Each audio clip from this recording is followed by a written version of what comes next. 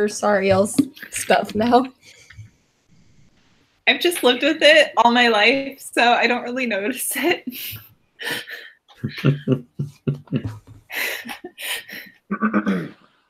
Let's see here. Okay. Also, your mom's not about to do dishes, is she? No, they're actually gonna go see Yellow Submarine at the Rose. Really? Also, she's gone right now because she's taking care of the state fairs from this weekend. So, but it's almost done. We're gonna be so close. It'll be good. If any of you need stuff, let me know, please, because we sold a lot, but we didn't sell enough. Oh. Yeah, Josh, I saved a bookshelf for you and Sarah. That'd be amazing. Okay, cool. Because Sarah wasn't really sure, and it's a really nice bookshelf. No, you make room for the things you love, and we love bookshelves. Yeah, it's a really cool one. It's kind of like that little cottage style where it has like curved designs and like on the sides, and it's really good. It's a pretty bookshelf. So. Okay. Well, I'm excited to see it. Yeah. Okay then. So this is going to be a little bit more different than other ones because I'm really not here. I'll be trying to do some bigger stuff, but I'm going to need a lot of help from the 3 of you today. 4 of you, pardon me. I wasn't counting Kyle. I'm sorry. I wasn't counting Kyle. Babe, wait. Babe. I shouldn't turn my head that fast. We'll just say Sarah's at a rave the entire time. She got caught up in the moment, lost track of time. I've been thinking about that too. I was so annoyed in the shower today. I was like, all right, I gotta figure this out. And then I was only thinking about what was going on with Rillica, and I was like, why? She's not even here. It's almost here. She drove me here. Okay, so just this is are you guys good at, like, obviously everyone metagames and things like that, but like it's a little bit different. You all are pretty good sports. Do you believe that Lena, Sariel's aunt, is not going to bring the army up this way? I'm pretty sure she's going to bring the army over. Oh, yeah, I don't believe her at all. Pretty sure she's going to bring the army over. All right, what do you two think?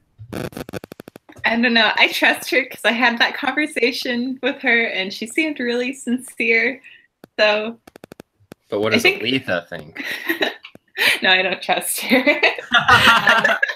That just seems like a lot to turn a whole army around. Mm-hmm. And all that planning and all those battles, like on just like one person's word. And also, the dude is bloodthirsty. Like, he loves to kill, so why would he not? I know. Look, he's an artist. Also, her aunt just like straight up murdered that guy after she said, "Yep, we'll let him go." So already, the trust is broken. She'd let him go. I mean, yeah, she did never say that. It just heavily implied that it was going to be okay and he was going to be freed, and he was freed. His coil. His ghost prison is now finally been opened. That's not what Sariel meant. Oh. Look, we don't know what Sariel meant. We have no Sariel meant footage. Were you there? I wasn't there. If only we had some kind of recorded video that we could watch to figure this out. Oh well, we have nothing like that. By the way, my YouTube channel got destroyed. No, just kidding. Although for the most part, only these are the like actual watchable ones that are video. So since I got this mic, yeah. So you win some, you lose some. Okay, so no one believes that. Okay. What do you think is more narratively interesting? Are you gonna give us options, or are you just gonna leave it open? I mean, I don't. I mean, I'm curious to hear what all you think. I think are you saying it's more narratively? Is it more narratively interesting for the army to turn around, or is it more narratively interesting? I think it's more interesting for them to keep doing what they were going to do, but I'm willing to take an argument. I mean, I agree.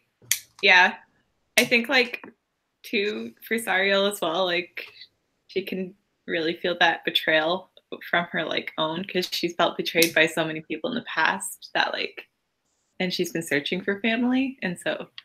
And her one family that she finds betrays her. Yeah. And then I think it would be. Then they have to fight. To the death. To the death. Kalima. That'll be my one kill for my no killing policy now, besides the king. I'm excited about all this no killing it now. It's very okay. Well, like obviously, if I'm getting attacked, I'm just not gonna kill out of like, oh, you're a bad person, I'm gonna kill you. But like, I have to have a reason now. Pretty sure I can't abide by that. You're not a ruthless, psychotic murderer. She's gonna stop being Jack the Ripper and more of like a Batman. Yeah, a Batman that kills people. A late stage Batman. The Punisher. Oh, there we go. Now we have the Punisher. I'm gonna be Robin. The slightest of reasons I'm gonna be Robin in the new Teen Titans movie. Is that?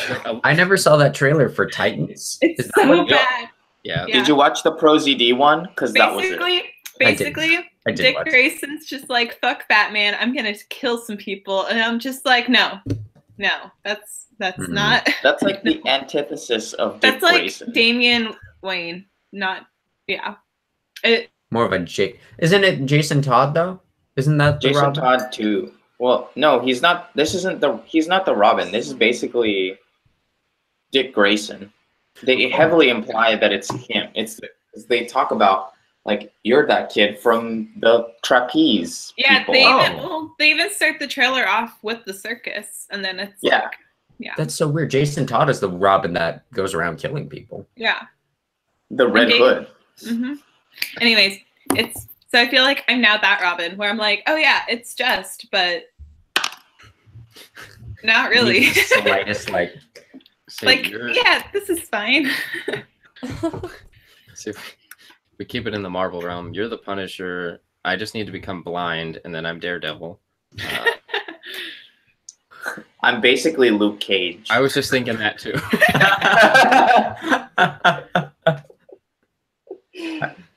And Rilka is Foggy. Oh, that was a great. She's avocado for law. I don't know enough to say. I'm trying to think of who Ruby is. Jessica Jones. It'd have to be, right? If we're all being the defenders. She could be Elektra. She could be Elektra. I don't know if she's killed enough people to be Elektra. Yet. Soon. Origin story. I'm ready. I'm ready for your origin story. I was hoping for today, but my head is full of rocks, so it'll be later. Okay. All right, here's the argument for turn around and make it interesting. They can't find the city. Yeah. They have a map and it's upside down. They think they're heading south and they're heading right for it. And they're like, well, we're already here. The city is close.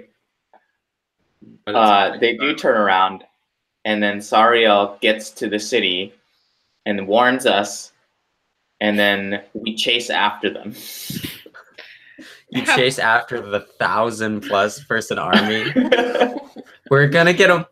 We just ran away from this army. Guys, remember those 1,000 hobgoblins? Well, they're attacking the city, or they're leaving. I think that we should go after them, because it doesn't seem like they're up to any good. How about no? That army of hobgoblins, they're right there. Look, we destroyed a party of 5. How hard could 1,000 be? I mean, not only did you destroy a party of 5, like you literally blasted them out of existence for one of them. Like it was like the cell getting hit by the father-son Kamehameha, where it just vaporizes. It's really We can do bad. that again 1,000 times. I only have mean- like 3 spell slots So you're gonna have to rest a lot. for that spell. And wasn't that only like 3 of us too? Brother, like Yeah. Yeah. Hmm. Congrats. I cleaved that one guy in half. Accidentally. And you guys That's- are calling me the murderess? Kevin did accidentally kill 2 people. All right, I'm just doing this to scare them. Hits the other guy as well. well, Oh my god. scared.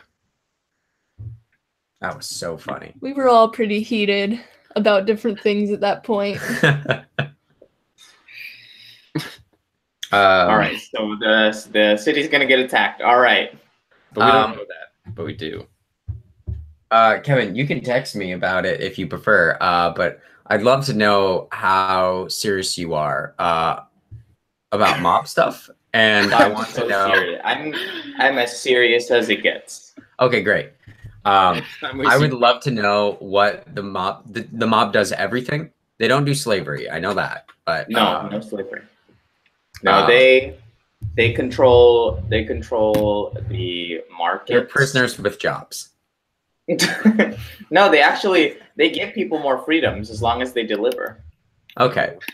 It's exactly like Godfather. Okay. They go one for one. It's that family. Not necessarily one for one, but like they don't, they're protecting the city. But there has to be rules, and the rules have to be followed. Okay. That makes sense. Yeah. Who is the leader of this mob? And is it just called the mob, or does it have another name? Or it can be just known as the mob. There's not probably a lot of mobs. Yeah, like people just call it the cogs. The cogs. Because it's the family, the cog sprockets. They're the originators of the mob. God, I love it. That's so funny because I was like, the cogs, and I was like, oh, I get it. I'm like, oh, I really get it.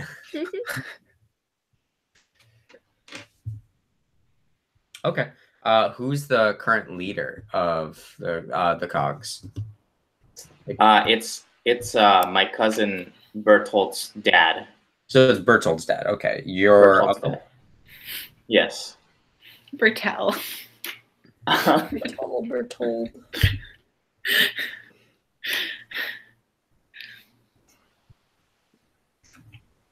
Okay, is there anything I should know about the uncle? What's his name? Does he just go by the father? Most people call him father. Mr. Cog. But those close to him, The Cog father. Not to be related with the brothel that he runs down the street, Cockfather. No. Or the pizza place that he owns down the other alley, Godfathers. My father had good pizza. I loved Godfathers. his name is Sisto. That with a With C an or an S. S? Sixto. Ooh. Sisto.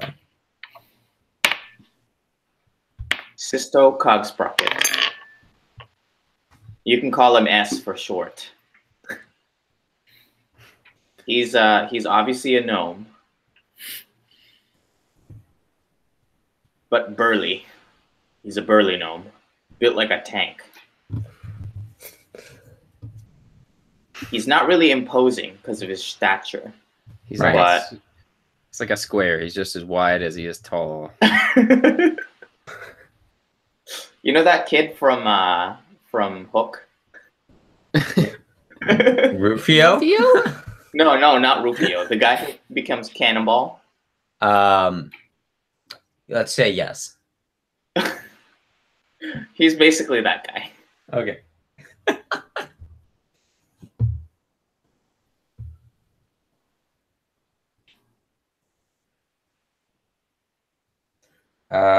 Okay.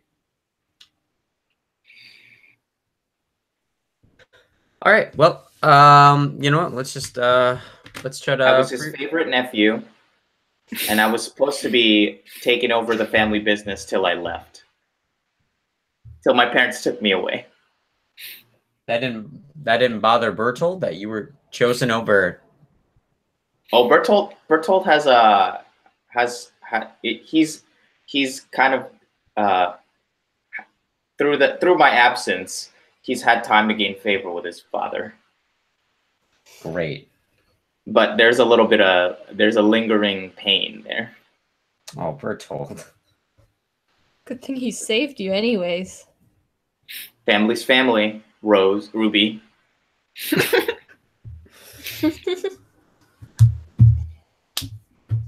I'm sorry. That actually, I like with that running joke, I always get it mixed up now. So it's now I'm not intentionally doing it. I know. It's okay. Oh, I'm thinking about his foreskin. I hope he's doing okay. Don't No. ask me to name anything. I'm no. He's with the Greg. Obviously, we're very good at naming things. So.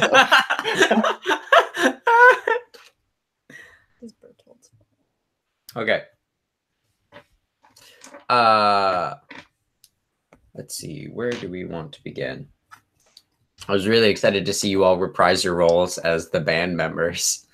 And I was gonna have Oceana play Tanya. Tanya. Oh gosh. Yes.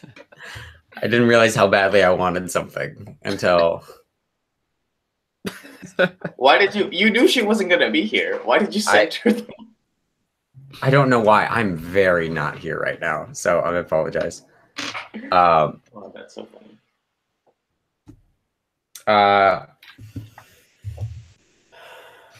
Okay, so let's just jump into it and see wherever the fuck this goes. Maybe this doesn't go anywhere. Maybe it goes into a steaming pile on the ground. But I trust all of you to help me make decisions and keep me alive.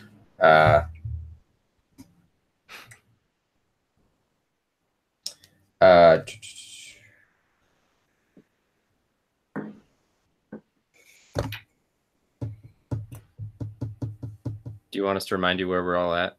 I mean, most of you are in your rooms, and then you have Chomsky up with his family. But I need my other. Oh yeah, you all just took a sleep. Yeah, so yeah, let's just start there. It's the morning after. Your bed. It's the morning after. So, Kevin, thank you, Kevin. It's the morning after, and you all are waking up in these rather comfortable but very hotel-like beds, and that's kind of how the rooms are all set up. It doesn't look like anyone permanently lives here, except for except for just like people who come and stay for a little bit here and there. But it's a moderately nice house. It's probably one of the nicer houses on the lower section. As most of the people who move, who have nice homes, they end up moving farther up, especially because houses on the lower section tend to get vandalized occasionally. But this one, you've never heard of any. At least Chomsky would know that no one has ever vandalized this house. Well, one time there was, but they're sleeping with the fishes now. Not sleeping with the fishes. They're just real tired and cuddling up with those fishes. Through the moon door, you know? Through the moon door. There could be a moon door up on the upper section and they just fall into the low. Oh, God.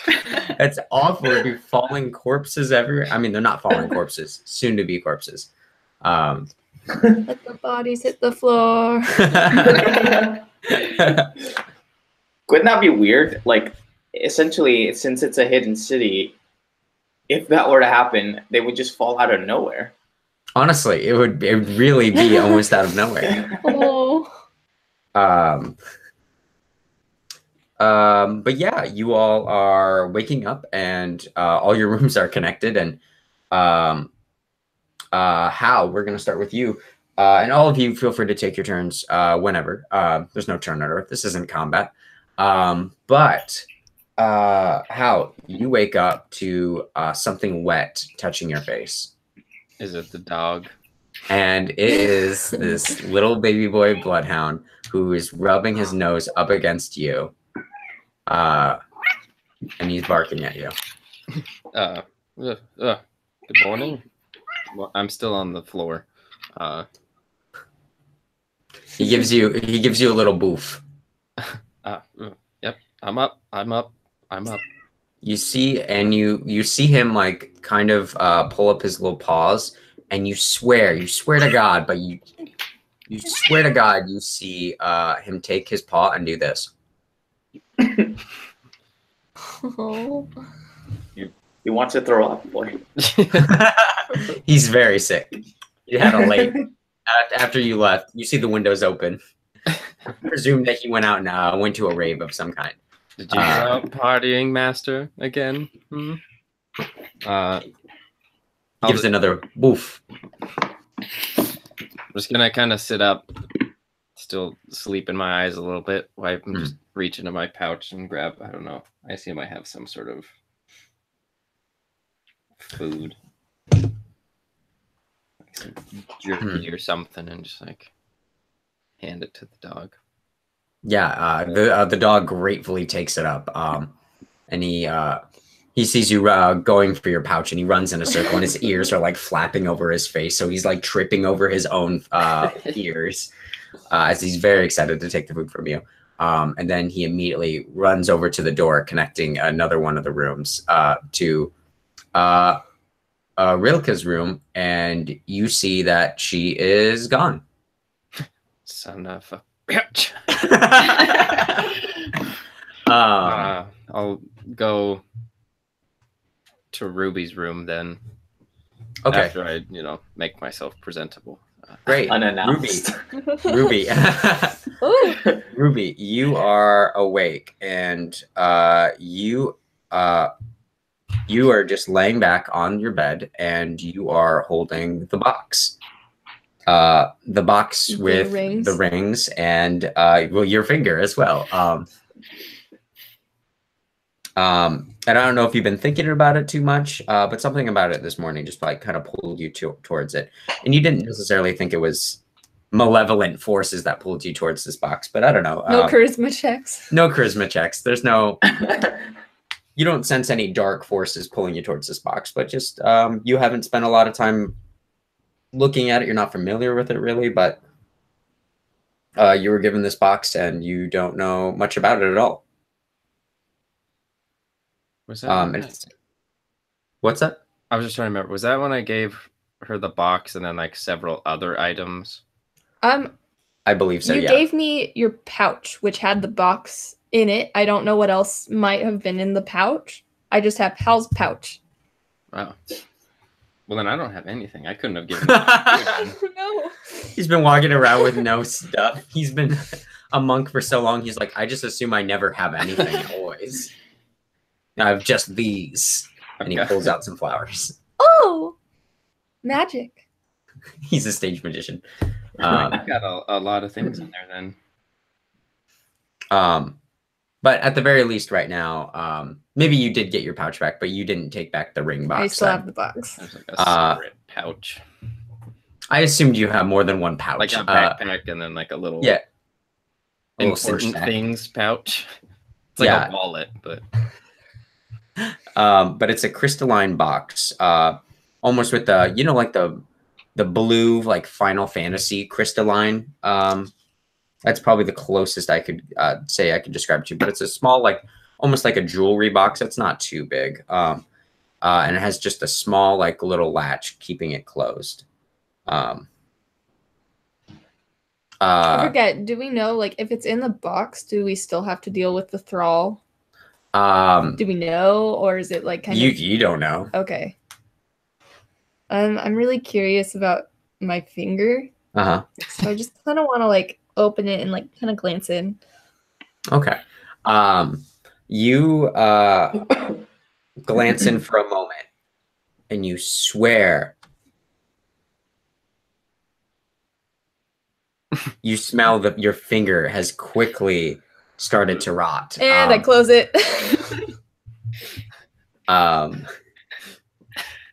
Just sitting in my room getting dressed. I sure hope no one's opening that box. But you also, when you open it up for a second, you could see a blue light shining inside the box as well. But the smell hit you first. So I instinctively closed it, and I'm like, oh. And I like open it really quick and try to grab the blue light thing. Okay, yeah. Can you make a dexterity saving throw? Oh gosh. That's a 10. That's a 10? Yeah, that's just good enough. And you are able to grab you do manage to grab your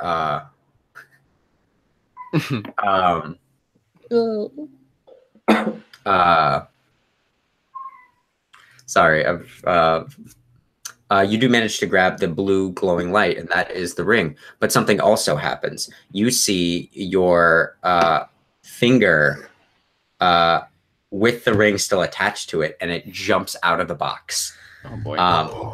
And you see it has all the other digits, but they're almost like phantom limbs, like phantom fingers. They're almost like translucent, like blackness. So it almost looks like a shadow hand with your other one finger that actually isn't as rotted as you would think it'd be. And you see it stand up on the table, and it almost seems to look for a second, and it starts to bolt. Nope. I like try to step on it like it's a bug. Really quick. Okay. Roll to hit. Athletics check. What AC does a finger have? That's a 9.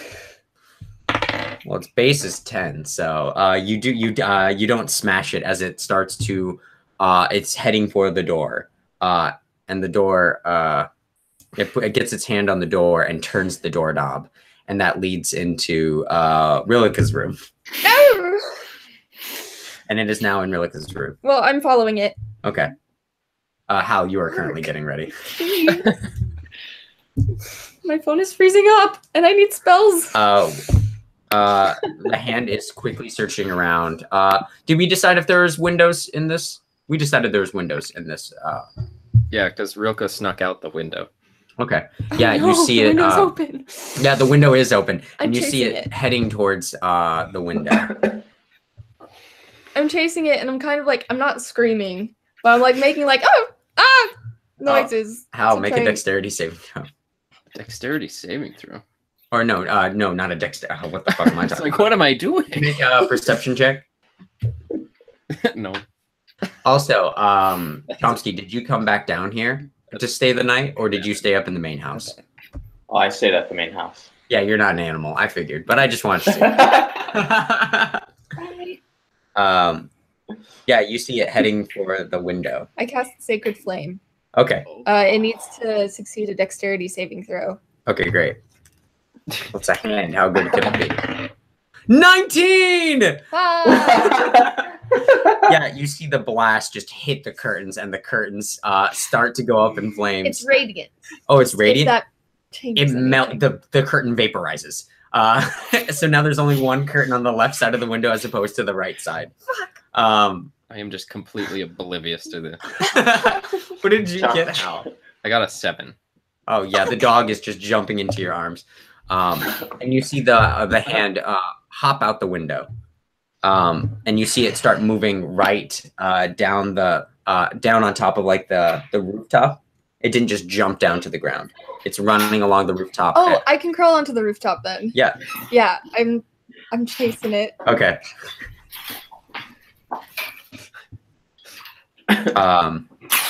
About this time, am I knocking on Ruby's door now? I like to think you are. But can you do another perception check? Hi, online people. It's one less than last time. You got a 6? Yeah. So yeah, you see, we see Hal, and Hal is knocking on Rilika's door and Ruby's door, and then you just see quickly flash by you see Ruby. If it was like a movie, you'd see Ruby and like you see the hand crawl along the rooftop, and then you see Ruby running after it. Do I see Hal? Yeah, you could. I like yell, but I keep going. What do you yell? You scream? Yeah. I also, yeah. Okay. I don't say anything. That's gotta alert the people. Yes. Deploy the Stevens. No, the Stevens aren't there. Never mind. Not with that roll. They got a 7. They hear nothing. Or see nothing, because they're not watching the inside of the house. They're looking outwards. That's true. You are bounding along the top of this rooftop, and you're on the 3rd story. And you see the hand, and it is heading for a drain pipe. I jump which for it. doesn't make any sense because there's no rain inside. Because it's you jump for it. Yes. All right, make an acrobatics check or an athletics saving throw, or athletics check. Damn it! That's an 8. Okay. So you do manage to you grab the hand. You grab the translucent hand, and the hand disappears as soon as you grab it, and you're holding on just to your finger now. But the way you catch it is that you quickly slide, and you're sliding right off the rooftop because the rooftop is actually pretty slick. Can you make a dexterity saving throw to catch yourself from flying off the roof? No, Am I just standing in front of the door still? Like... I mean, Ruby yelled. Oh, well, in that case, I would probably try and go see why she yelled. Yeah, you open up into Ruby's room, and you see you don't see Ruby, and you see the box sitting on the bed. An open box? Well, I'm gonna I think run over, open the box real quick to look inside. The finger and the cleaned blue ring is gone. Shit. I got a 10 on that. You got check. a 10? You do manage to get a hand onto the pipe that's running down the side of the house, and you are sliding down it. But it only catches you for a second. You are now falling. So you're going to take a little bit of damage as you fall off this rooftop. Gosh. I'm sure it won't be that much. Fuck you. Do you roll all 6s? Yes, I did. You take 18 points of damage. I deserve that. As you fly off the rooftop. And you crunch into a rose bush. So you have this hand, and you have this finger. And consequently that black ring, and you also have the blue ring on you as well. Wait, the black ring and the blue ring? Yeah, the black ring is still on your finger. Okay. And then you grab the blue ring as well. I'm holding on to them for dear life because I don't want anything to happen. Okay. Can you make a dexterity saving throw to make sure you didn't drop it when you crashed? That's a is that no, that's a 16. Yeah, you don't drop it. 18. Yeah, you don't drop it. It like landed on its side. I was like, that might be a reroll. Hal, you are looking out the window. You heard this crash, and you can see in the front yard, before the fence, blocking this place in. You can see Ruby lying on the ground outside. Okay, well, after I opened the box and saw I was going to close it, and then did like when Gandalf, when Pippin's holding onto the orb and he like throws the blanket on it, I do that to the box, like throw a blanket on top. Outside. See that she's on the ground. I'm going to look at where I assume the dog is in my room through the window. I'm like, run and jump off near where she is. Okay, yeah. Because it's... Luckily, you have that feather fall thing, right? Yeah, slow fall. So I use my reaction to reduce fall damage by 15. So, okay, well, it's 3 times my level. So. Okay. All right. Well, I rolled a. Can you do a dexterity saving throw as well? Or no, this isn't a. Yeah, why not a saving throw?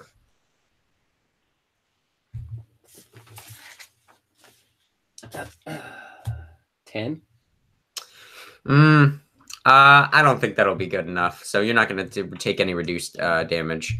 But I rolled 17. So you do kind of an awkward superhero landing, and you're going to take 2 points of damage as you just jumped off a 3-story rooftop and suffered almost no consequences. And I rolled 2 6s and a 5.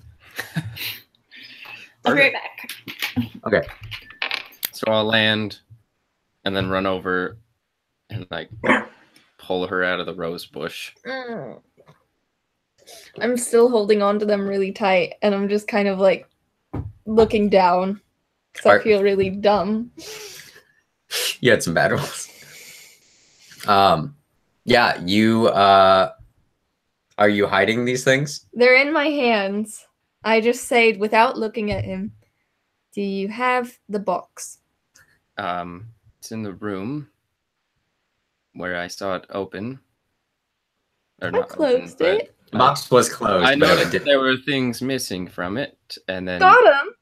Fell off a roof, I'm assuming. I got him. So. Are you okay though? First of all. Yeah. Oh, that's nice. just my pride. And 18 points of damage. I'm fine. I've got some like rose thorns like sticking into my arms still. Will you just hand over the rings to me? It like grew a hand and it scuttled away. I don't want to let it go until the box.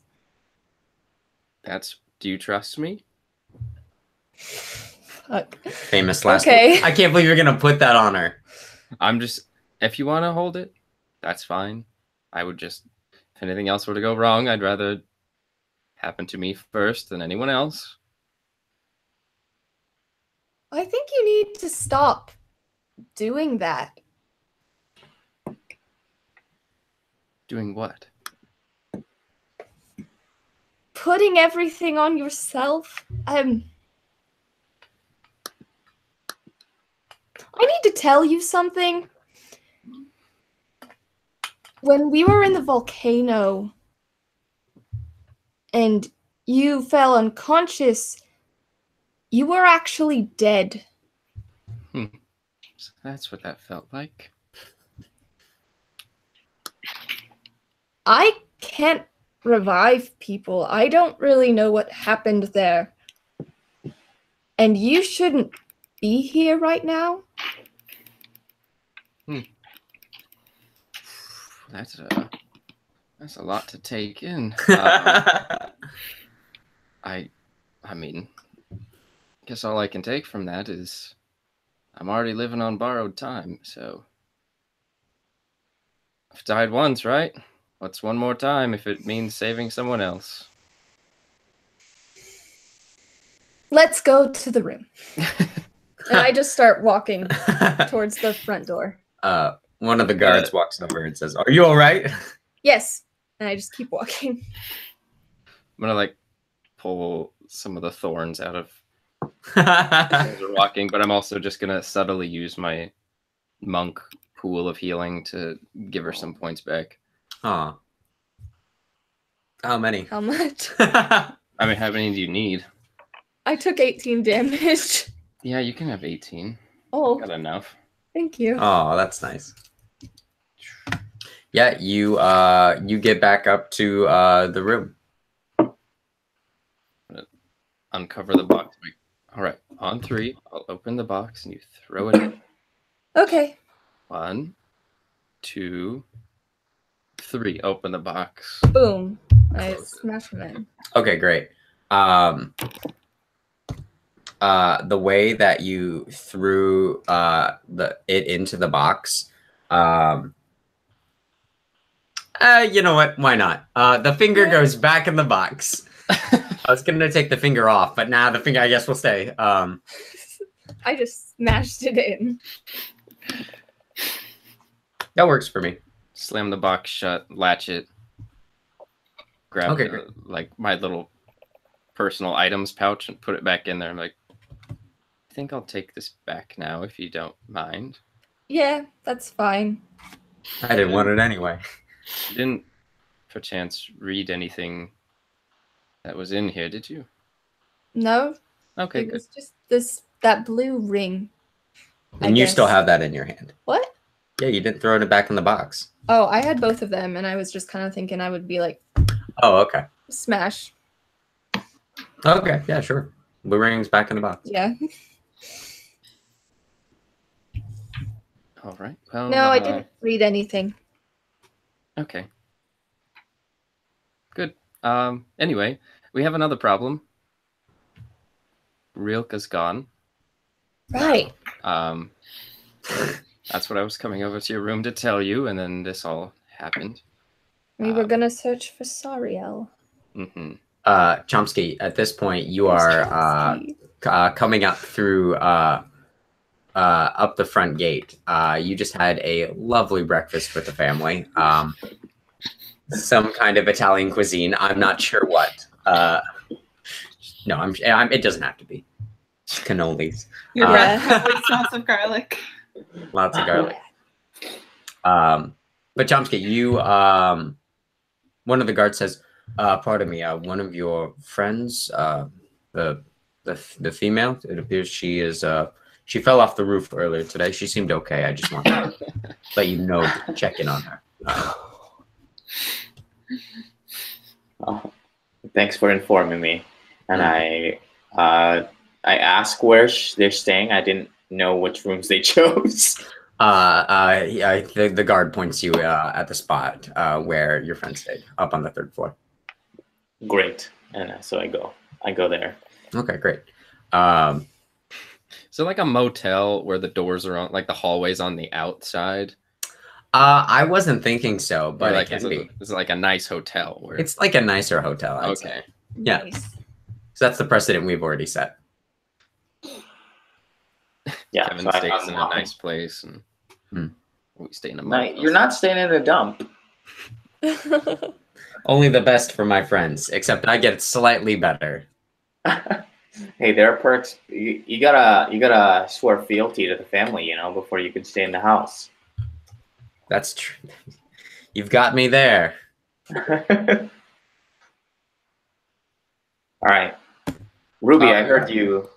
Ruby, I heard you. I don't even knock. This is in my mind. This is my property. So I burst in. This is when Ruby, I Chomsky heard becomes the villain. Oh no. I heard you fell. Are you okay? Ah. Yeah. I'm fine. Good. Good. All right. Next. Excuse me. Where's Rilka? I didn't. Usually she's playing her bongos by now. It's like 8 in the morning. What's wrong? We don't know where she went. I'm guessing she probably went out the window last night or something. She wasn't there when we were up. At least. Odd.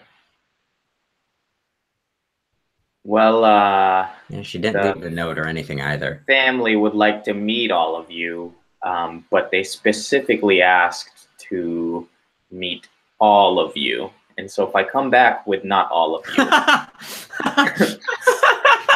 that would not be good. We were also thinking we need to find Sariel. What are you all doing? There was the easy plan. Oh wait. We lost Sariel. She was gone before. I thought you were with him. It's been a long day. You just woke up. Well, I mean, you know, we've been traveling and it's been long. That's what I meant. I didn't even notice she was gone till now. I thought we were all traveling together. Oh, thanks. We were all supposed to be together. I mean, In his defense, he was distracted. That's true. Yeah, we were fighting a giant thing.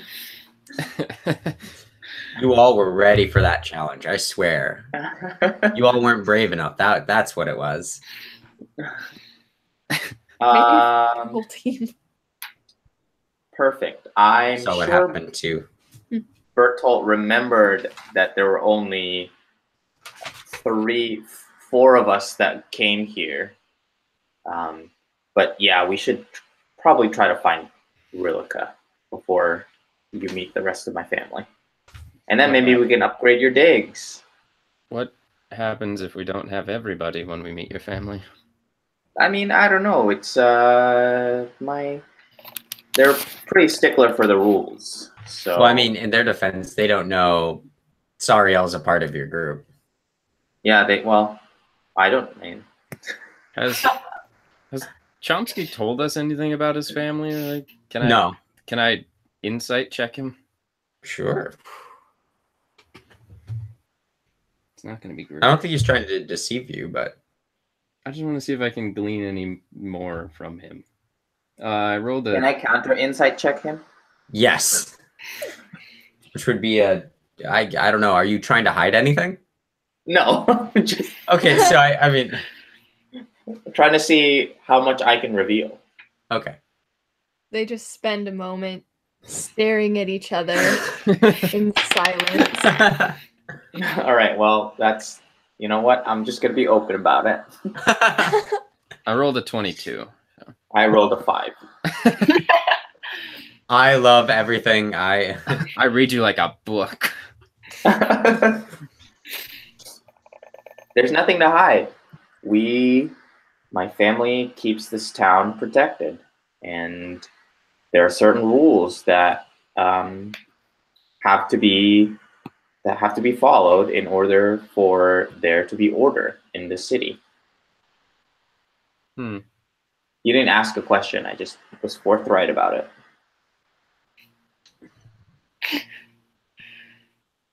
That's fair. We'll get to that later.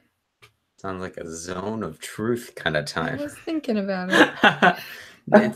See, zone of truth gives you the information you want, and also lets your friends know that you don't trust them. Yes, they are aware. Yeah, they are very aware of you. I was gonna say, would we know if she cast? Yeah. She's casted it on you before as well, so you're very palpably know what that feeling is like. Got it. I feel like it's like a push on my emotions kind of thing. Yeah. She's riding your emotions. Alamancer. I'm bucking. Pardon? Go on. All right. The cock sprocket. I mean, cog sprocket. That's a bad bit. I will refrain from that one further, unless we're talking about that brothel. Then all bets are off. All bets. I'd like to go to the brothel. Well, if you insist. No. Very uncharacteristic for Hal. But... Yeah, very. So, yeah, you all are. So, are you gonna go and try and find Rilica, or? Yes. Maybe. Yes. Should we split up? Do we go to the party? Well, you know this place best. Let's kind of brainstorm what we think Rilica would do. What would cause her to leave her room? She's bored. She heard music. She's tired, tiredness, boredness. A drink. She wanted to get money. What's she need money? There's other deadly sins, Kyle. Don't forget. She was laid. Yeah, there's a few reasons, but is there an entertainment district to your city? We banned all of entertainment. I'm just kidding. Oh no. No, there's a pretty prominent rave scene in the pits in the undertown. I don't know what a rave is, but that might be a good place to start. Raves are like these massive cave parties with music and and a lot of people, pretty sweaty, but pretty good music overall. Hmm. The alternative is the bubble raves. That's instead of sweat, they have soap, and people are dancing in soap. Your people are strange. Look, we don't judge your people, all right, you hermit man. He doesn't have people anymore. He has him. Oh. That's fair. Let's go. Are there any? Sorry, idea. Are there Yeah. any of Rilka's possessions in her room still? Yeah. I think she would have only taken her instruments. Well, I'm gonna go back to my room and get the bloodhound. Oh, I'm gonna look at him and be like, I have faith in you, boy. And I like grab one of Rilka's things, make him sniff it. Like He find doesn't the want to scent. sniff it. He's like pushing his nose away, and you see him take his paw and goes, Chomsky, where's the best food in this? then he rolls over onto his belly and just like looks down at it. oh, I thought you would have just called for. We have chefs in this place that cook meals for you, and they can. That is You true. could have just called them up. Well, can we I get thought some you knew food that. for this dog here? Yes, certainly. I snap my fingers, and the butler comes. And the butler shows up, and it's this graying old gnome, and he goes, "Sir, you know we replaced it with the bell system." And he goes over to a little spot on a table and has a bell, and it just rings. I haven't been here in 20 years, monsieur. Yes, of course, Master Chomsky. Very well, you and your friends follow me this way. And he walks very slowly out the door. I'm gonna. All right, well, let's give him 20 seconds head start, and then very slowly move with him. After those 20 seconds, you catch up pretty quickly. I'll give the dog a belly scratch, and then I'll just pick him up. Oh. You're picking him like with his back. So his paws are just out and his ears are flopping down. This dog is my new best friend. But you all head down to the kitchen, and there's like a small table for about 10 people to eat, which is not that small now that I say that out loud. But when you have big families, it is A small table. small table for the cog sprockets. Does it look like Ruby and I are sitting at a kid's table? It does. It absolutely does. This is unprecedented to have larger people here.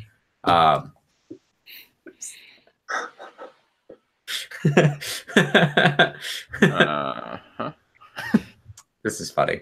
I like this. The plates are this big. The plates are normal size. They still eat. You hold up a small plate, and you're like, "Is this what they use?" And you like mouth it to Ruby, and then the butler comes back in with tea, and it's like a teacup. It's like a little Nonsense. It's a saucer. Oh, I knew that. There's the butler actually comes by with these white things, and he pours hot water on them. What do you all do? With these white what? Is this into a bowl? Yeah, into a bowl. He pours hot water into a bowl, and these white things kind of fluff up. What do you do? Rice? I'm gonna Oh. pick up the bowl. Kind of It doesn't smell like anything. I'm talking to the butler. I'm watching you. Watching. I pick it up. And turn around, still talking to the butler. It looks like I'm chewing. Okay. Ruby, do you know what to do with this? And I just kind of tentatively like try to take one and eat it, I guess. Yeah, and then I turn around and you see this white thing, and I'm wiping my hand with it. Is it And I just a say, towel? Ruby, what have you done? It's a towel. Wash your hands. I would know that it's a towel, right? It could be a marshmallow.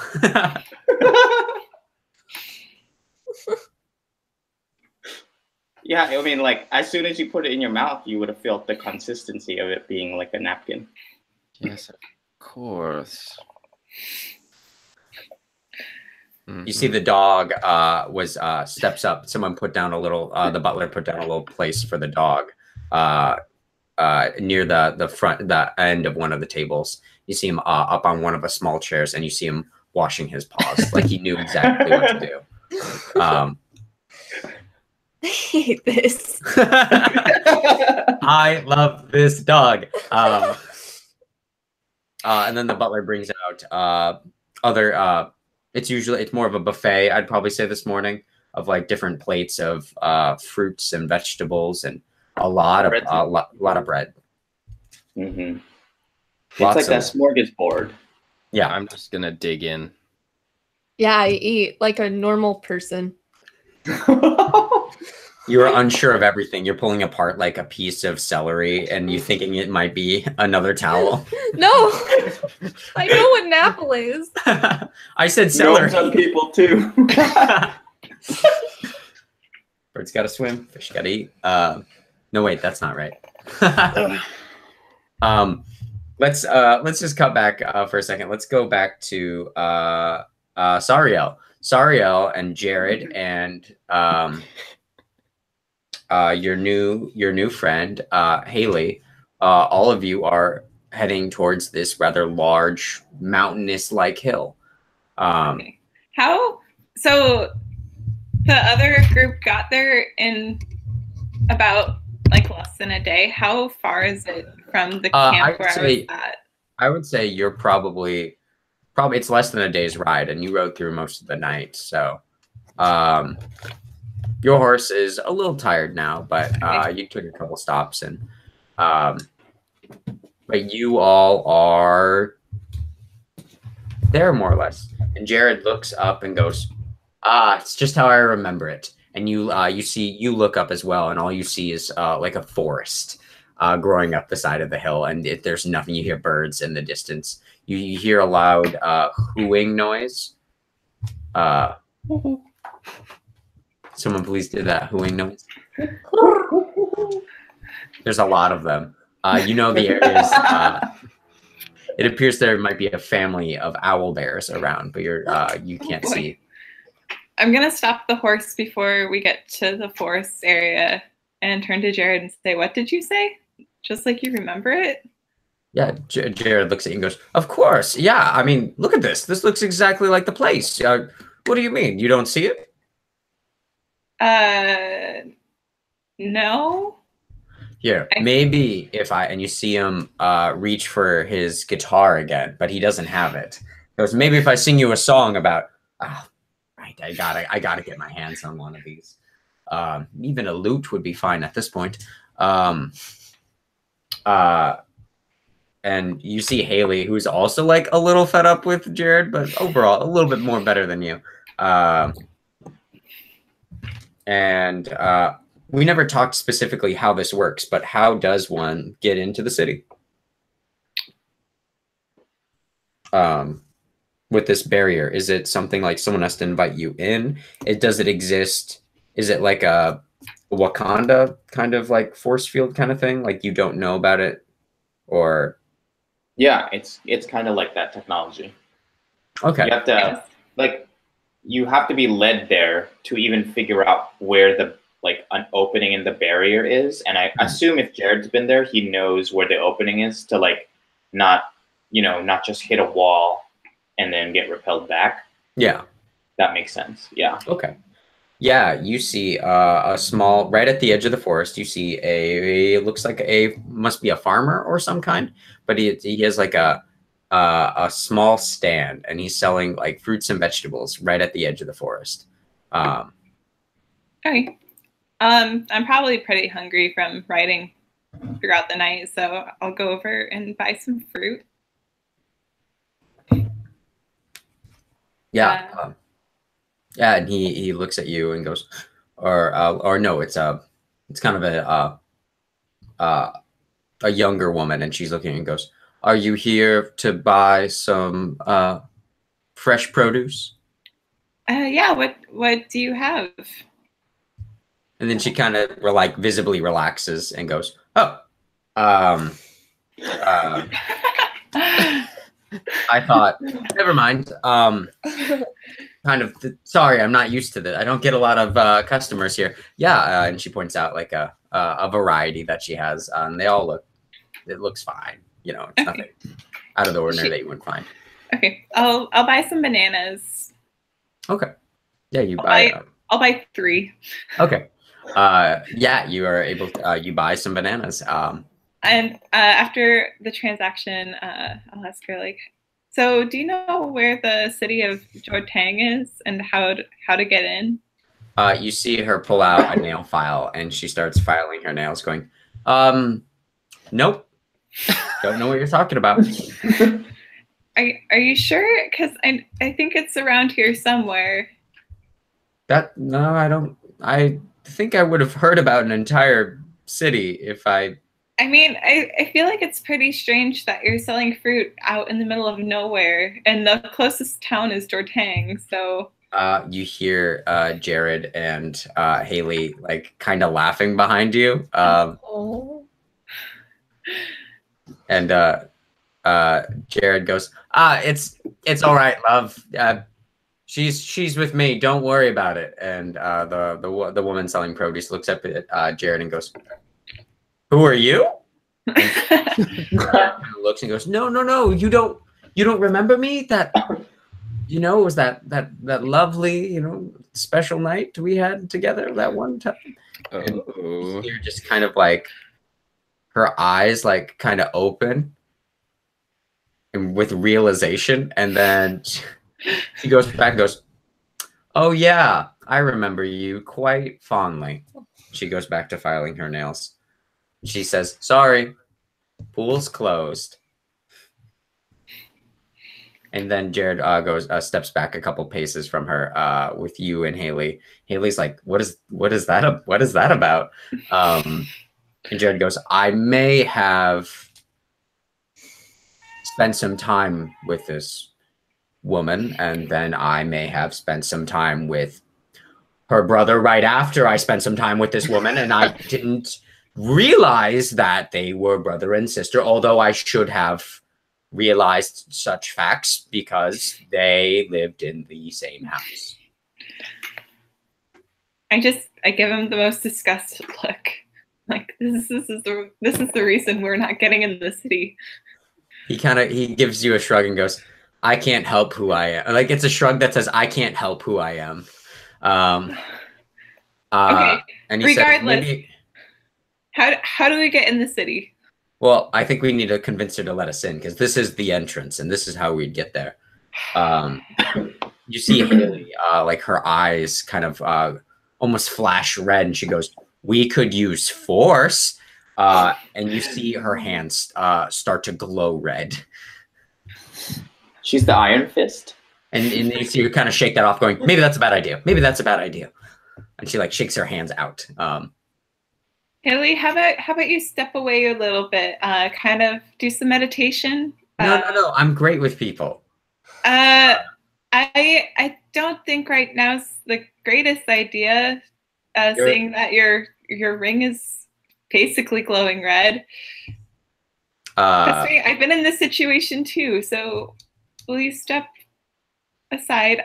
I'll try to handle this. Okay. Yeah, you go up to the lady again, and she goes, "Hello, can I help you?" All right. I'm sorry about what happened between you and Jared. I just found him on the road. Please. Nothing. Nothing. Look, I just found him on the road. He was tied up. He said that he left needed him. I tried to, honestly, but you've spent some time with this person, and you know how. Yeah, it wasn't very long, if I remember correctly. It's been it's been a long night for me. All that singing. I'd rather just get into the city and be done with him? Look, I can't just let anybody into this city, okay? Obviously, you clearly know about it. You know this is the place. What's in it for me, okay? Well, I could do you a favor. Is there anything that you want or need? I bought bananas from you. She looks at you and goes, yeah, actually, you know, there is something that you could you could get for me. All right. And then What she is it? leans forward and she says, you could give me some peace and quiet and go away. If you listen, I won't go away until I get entrance into the city. So if you tell me where it is, I will leave. And I will leave. I will also leave with Jared into the city, and you will never have to hear or speak to him again. Well, I was all for it until you said that second part where you went into the city. I'll tell you the first part. You are at the entrance, and it is here, and I can only let you in. Look, you just got to make it worth my while. You want a favor? What? Like, I'm going to really trust some person I just met on the road? They're going to do me a favor? I mean, that doesn't make any sense. How do I know you're not just going to run off after the first second you get in? Look, I'm not an idiot. I wasn't born yesterday. Listen, I've been riding a horse with a singer who's really terrible at singing, and he didn't even have his guitar all night. You hear Jared yell out, you know you love it, love. And you hear the woman yell back, fuck off. I whispered, thank you. But yeah, do you have anything to try and convince her? Because I think Haley is going to try an intimidation check. Ooh, it's not bad. Oh, no, it doesn't work. You see Haley kind of like get big in front of her. And this dwarf woman's just looking up going, it's not really working, not really doing anything for me, sorry. Haley kind of like deflates back and like, oh, really? I think I have a couple friends in the city currently. I know that one of them was a resident here. What? I don't think you did know that. No, I was there when he was like, yeah, my like cousin. That's like where I lived. And that then is I got true. separated. That is true. Yeah, his name's Chomsky. And I don't know if does Chomsky have a last name? Oh, I don't know. Oh. We've only said it like 10 times today. Cog something? The one that runs the brothel? I don't know. Honestly, I don't know a lot about him. I've just been traveling with him for the past couple months. You've been traveling with him for a couple months and you don't know his last name? I never thought to ask. He's never told you? We didn't. I wasn't really the talkative type.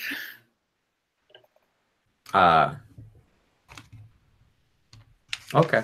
Because, well, I can't, if you don't know, I mean, I don't know who to ask for. I don't even know who to talk to.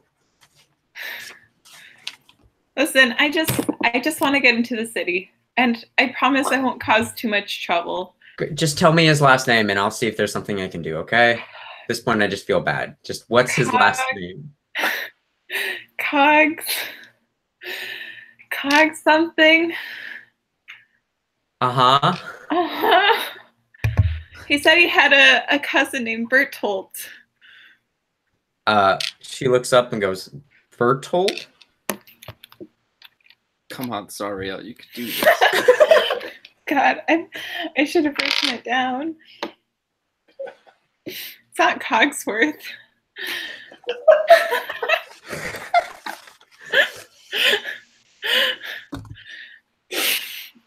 The lady's just like, we do have a family of Cogsworths here, but they're the lower house. They just make clocks. She's trying to help you, like, figure it out, like, cogs,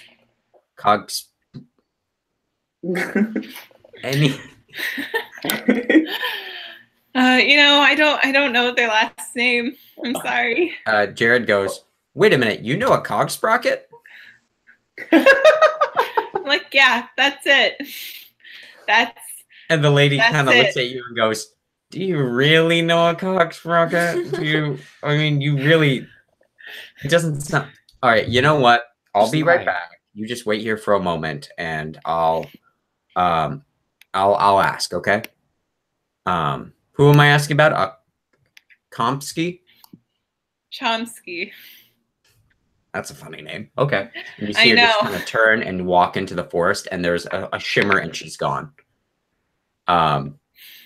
Sorry, this took a lot longer than I thought it would. I thought it'd be like, here's 10 gold, let me in kind of situation. I don't have 10 gold. I have enough for fruit. Jared might have money. Jared, how much gold do you might have? Money. You no one asked. Like 8. Wow, I have like 95. I don't know. Because he come from a rich family, so. No, I don't know. I don't think he has any money from his family. Yeah, I'm a self-made man. Well, I also had to pay debts to Jenny. So. Who's Jenny? She's the person I have a contract with. Oh. Because Wait, you still pay her? Life. Yeah, I owe her like a diamond, so. Oh. Yeah. She brought me back to life, remember? After I fell out of a window. How are you paying her? Like, we've left her. Investments, city. letters. The city's destroyed. With any luck, she died when the city got destroyed. You're still sending like Raven with money. Okay, that was before the city got destroyed. I kind of gave an to the upfront, like, I'm sorry you had to go through this. She comes back out and she says, "Well, sounds like someone's trying to meet you. Yeah, it sounds like Bertold says he'd like to meet you if you know something about Chomsky. So yeah, come on in. Thank you. She motions for you all to form a chain, and you all hold hands with each other, and she pulls you through into the city, and she pulls you into the lower district, and like poor people. smells. Ooh, and you see a bunch of different. This is near the merchant district. This is where a lot of the merchants have set up, and like the traveling salesmen kind of come. And you're looking around, and you see a guard that walks up to you and goes, "Hello, I'm with the Cog Sprocket family. Would you please come this way? We'll take you to meet Bertold." I'll just follow him. I'm gonna divvy up the bananas though, kind of like pass one. Okay. Over. Yeah. Each person gets one banana, and Haley's very grateful for it, so she just eats it right up. Jared goes, "Oh, haven't eaten anything. Haven't had anything this. You know what? I better not. I better just eat it. I better just eat it." As you're turning, you hear someone barking from a little bit farther down the way, and by barking, what I mean is like they're selling something, and it sounds kind of familiar. As looks like as you get a little bit closer, it looks like they're trying to sell like different trinkets and things like that. You see a lot of things with this sigil on it with a great white shark breaching the water. But as you get a little bit closer, you see Cynthia, and she is selling things on the vendors, and she has a rather booming business around her as she literally stands above the crowd, being a human. And she's fervently selling different things. It looks like she has a lot of different trinkets that she's selling to all the people there. Does this mean Greg's here too? Hold up for a moment, please. I need to go say hi to a friend of mine. The guard looks at you and goes, "There would be plenty of time to shop later. I mean, I'm sure. I hope there's plenty of time to shop later. Okay, I promise I'll only be a second. I'm not All even. right. I'm not gonna shop. I just want to say hi. Yeah. I go up to Cynthia and Just a moment then. okay, I'll go up to Cynthia. Say, Cynthia, You it's see so Cynthia. good to see you.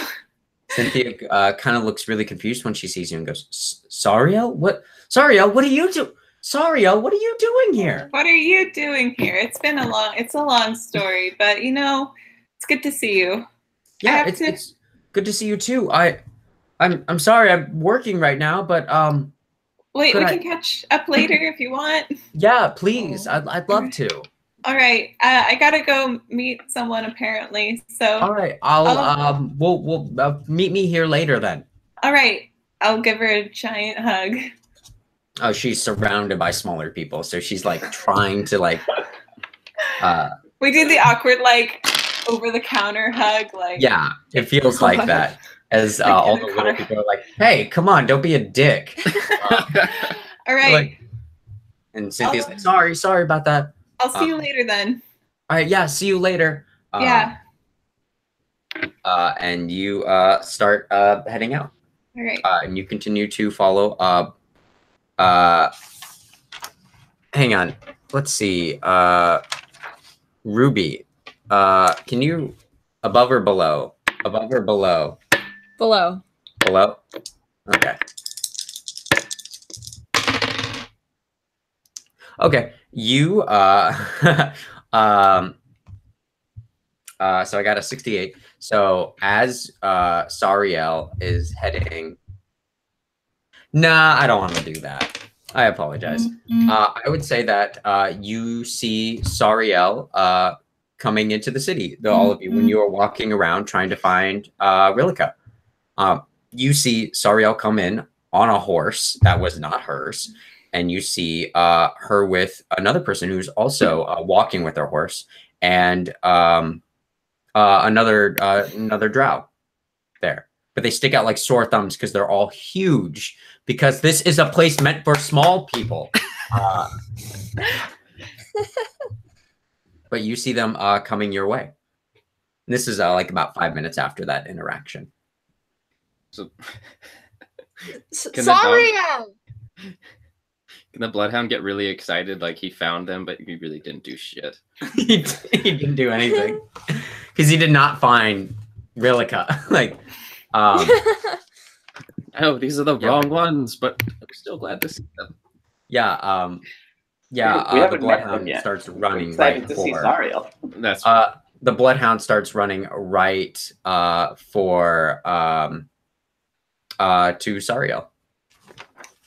Am I on a horse? Like, yes. Oh my god! Can I see the bloodhound just get off my horse and be like, "Hi"? Yeah, the dog starts bouncing up and down. Its ears are flopping in front of its face. I'm just gonna like rub its face and rub its ears and give it all the belly scratches and yeah. It's very excited and it rolls onto its back and it's a dusty road, so there's dust being kicked up everywhere. As the dog is now so dirty. I want to run over there to Sariel too. And Is anyone else here? No. Sorry, my brother just got home. Anyways. I'll like jump over any gnomes if I have to. They're all like, "Come on, we're just like, you're the outsiders here." When I get there, I'm just gonna like hold up Sariel by like the shoulder, and be like, "Are you okay? What happened to you?" You know, it's a long story, but right now I have to go meet this guy named Bertolt. And that should only take a minute, but we can discuss it later. Let's all walk over together. I've taken my time. I didn't rush over, but people have parted ways. I walk over. I say, "Let's all meet my cousin together." Oh, you're meeting him too? Well, I've met him before. But I can introduce you. It's your cousin? Oh, I didn't know that. I used your name to get into the city because I knew that you lived here. So. Chomsky, you know that is a very bad thing to do. That is actually one of the worst things that someone could do to try, because that is incurring debt to get into the city. That's one of the few ways that outsiders can get in, is that they are using a family name to uh, get into the city. So it kind of sets up a debt situation, like a favor needs to be done. Yeah. I don't know if you share, but that's, you know that, but you don't have to share that information. I ask Sariel, do you remember who My last name? let you do you remember who let you in? There was this lady. She never gave us her name, but she was selling some fruit. Ah, yes, yes. Daffy. Okay.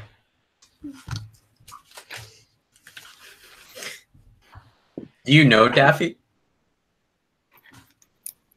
No, but I was just told of part of the initiation into the reinitiation into the family is knowing where all the Entrances. perimeter entrances are, and so they kind of like say this is Daffy's domain, this is blah blah blah's domain. Okay. Yeah. Delightful. But yeah, you feel that like cold sweat kind of hit the back of your neck when you hear that Sariel did this. And Jared, you see these two other people. You see this drow with long, dark black hair. It's almost shimmering. He's very pretty. And then you see this other human woman with kind of short brown hair. I like that like gif of Darla that you sent. That kind of made me laugh. But like short brown hair. And she looks like she'd be wearing. You see the red and yellow, the Kingsport color on her armor. So but I guess I the should sigil's probably been ripped off. So I should probably introduce these people. Jared pushes past you and immediately goes to you, Chomsky, and goes, it's a pleasure to meet you. I'm Jared. You are stunning. It's a pleasure. And he holds out his hand. This is Jared.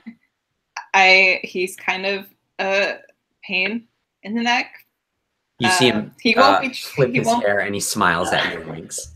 He won't be traveling with us for very much longer, hopefully.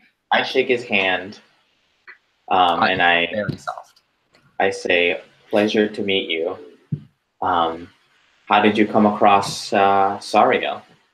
Oh, you would not believe it. I was kidnapped. By what?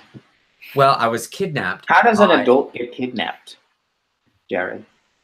You're telling me. Honestly, I am still trying to figure it out. One day, I'm having a bowl of soup. It's a very calm day. I'm out on a beautiful island, and I was sunbathing. Oh, I haven't been to the Mooncrest Isles in so long. This entire time, I'm gonna just like rub my head like.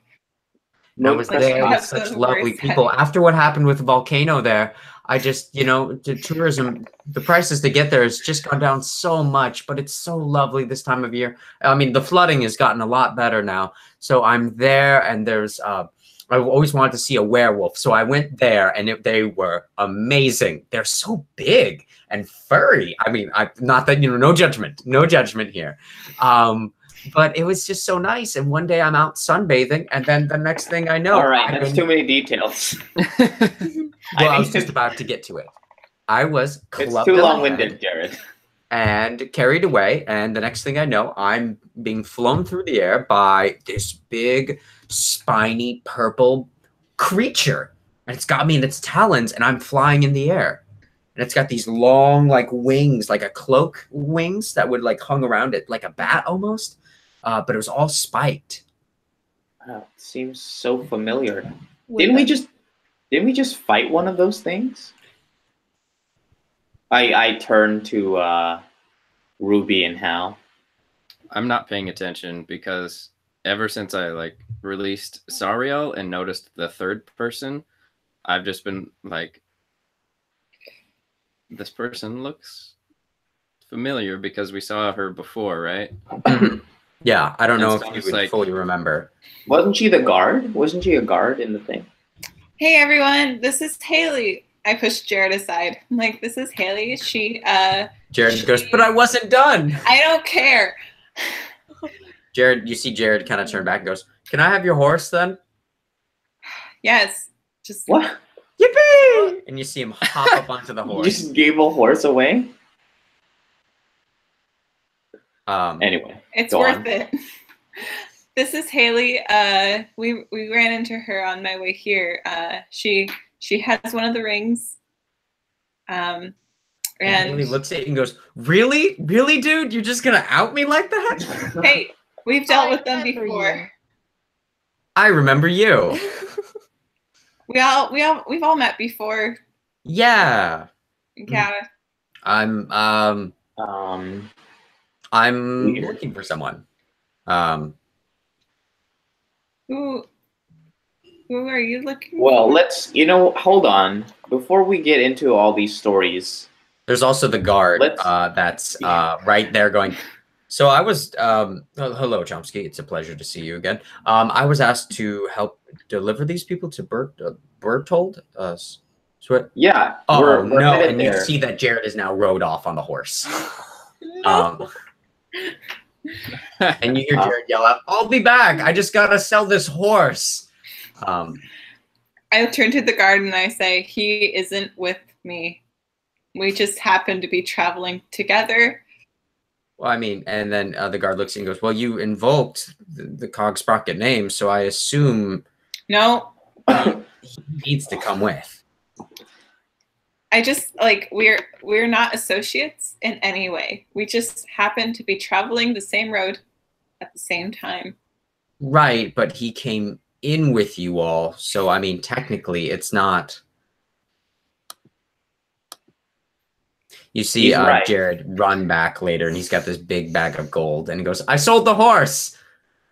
Perfect. I take the bag of gold from him. That is gonna be part of the payment for entering the city, and I take it. All right, you add 35 gold to your pouch, and Jared goes, no, oh, okay. So so they have no more horses, or does Haley have? Is Haley the Haley only still has one? her horse. All right. So I actually asked the guard to stable the horse I'll be because right back. all these, I mean, horses are huge creatures, and the people are getting nervous Okay. around Yeah. them all. So let's stable them. And we're gonna walk the rest of the way. Could we take like a 5-minute break? I really have to go to the bathroom. Yeah, let's take a 5. Perfect. Cool. Be back in a sec. Or a flash. In a jiffy. Oh, that's a good one.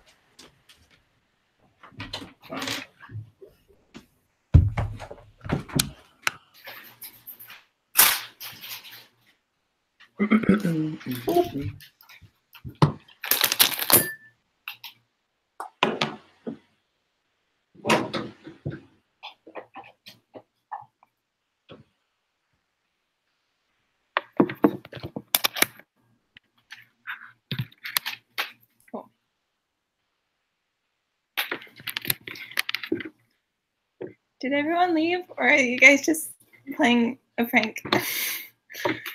Okay.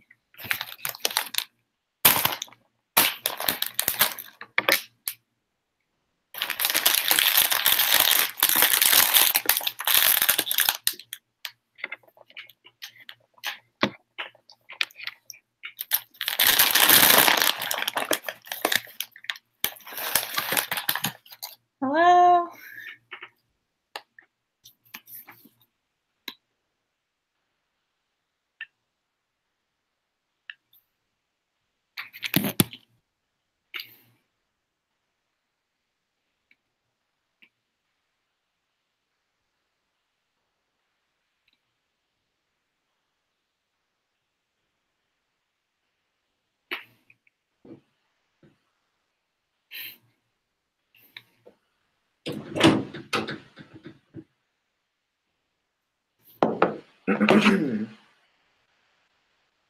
I thought everyone was just hiding and playing a prank.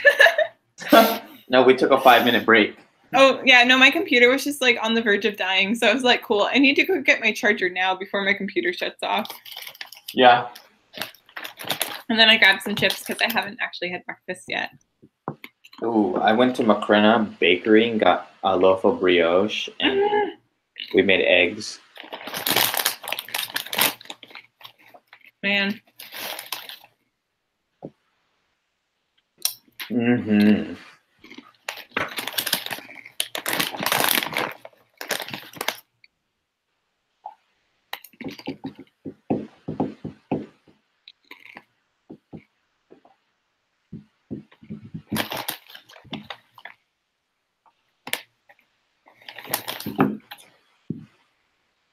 I saved that movie screen. Movie screen? Mm-hmm. The pull down one. Oh, yeah, cool.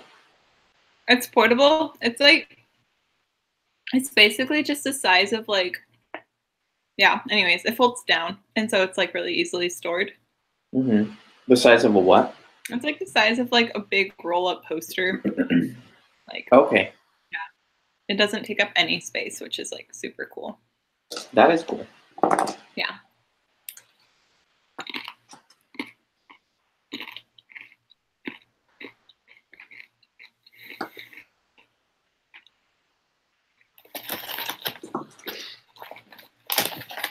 It was really sad though. Like there's this one lady who came and she was like friends with my grandpa, but she didn't know where he lived. And so she like came to the art sale and then went into the house. And then she like came out and broke down crying and she was like, I didn't realize like this was Wes's house.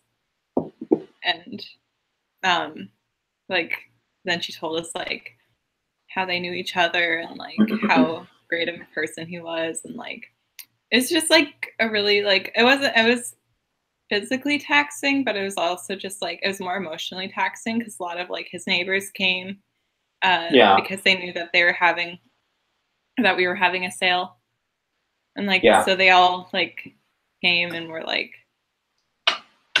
telling us like, oh yeah, like we knew him, he was such a great person. So yeah, it's just like it was a hard weekend. Yeah, I bet. Good on you. Mm-hmm. But it earned me a haircut, so that's good. Oh yeah? Yeah.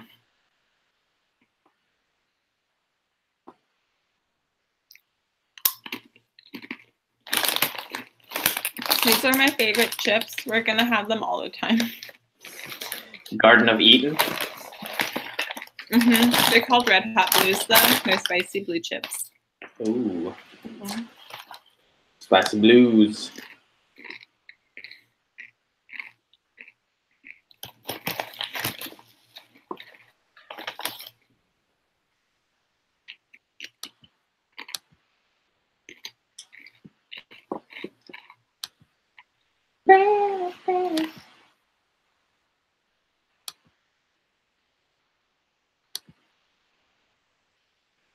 How do I unmute you? Rude. I don't know how. I figured out you can mute people. I didn't realize. I was like, uh-oh, how do I unmute people?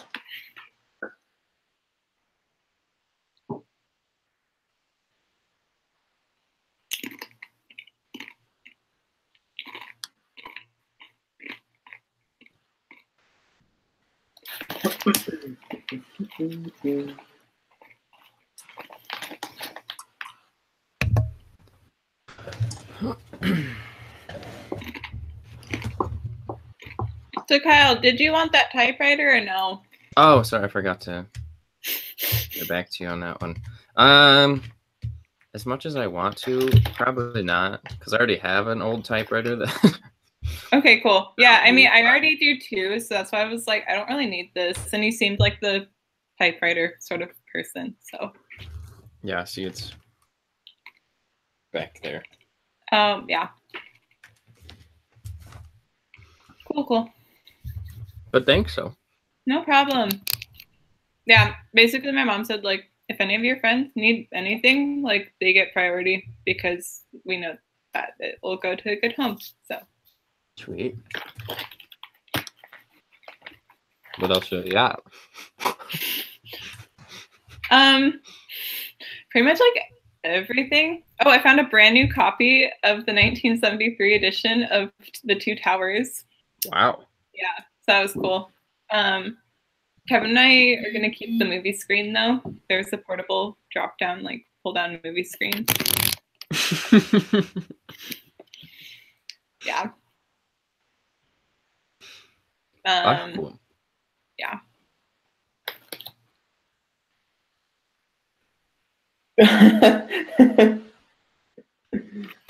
Oh boy. I'm learning Photoshop, and one of my projects is to make all of our characters in Photoshop, but Photoshop our faces on them. Nice.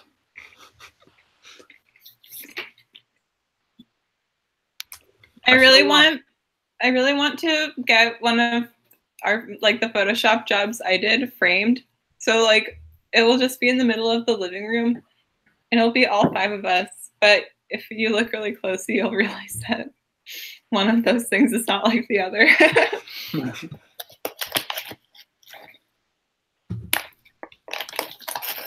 I'm trying to get my sister to draw all of our characters. Oh, I still need to send you my character profile. So does Kevin. Sorry. I haven't. I always forget, and like I only remember when you bring it up. I'll make a note sometime. Because I showed you how she did my Hal, right? Yeah, that was super cool. He looks a lot cooler than I play him as, but yep. Oh yeah, that is cool. Right. Thanks.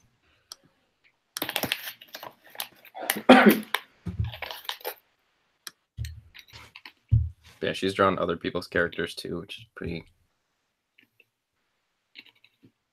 cool. Like this is one of our other campaigns, or this character is a rogue, and she drew or painted it. Oh wow.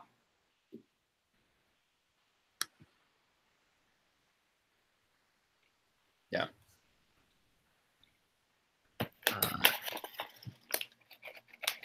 It's really cold in Port Townsend.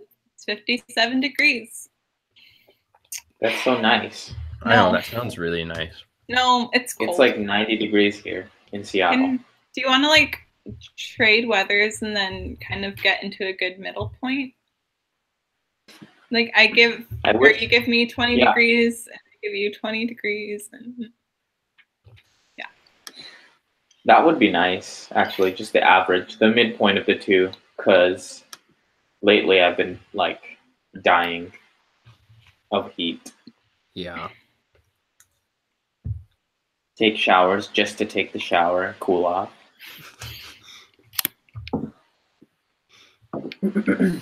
Honestly, I probably should live in a tropical area just because I love being warm, but I'm not, so.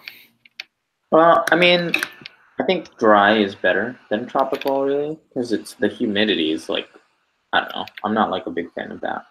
Mm.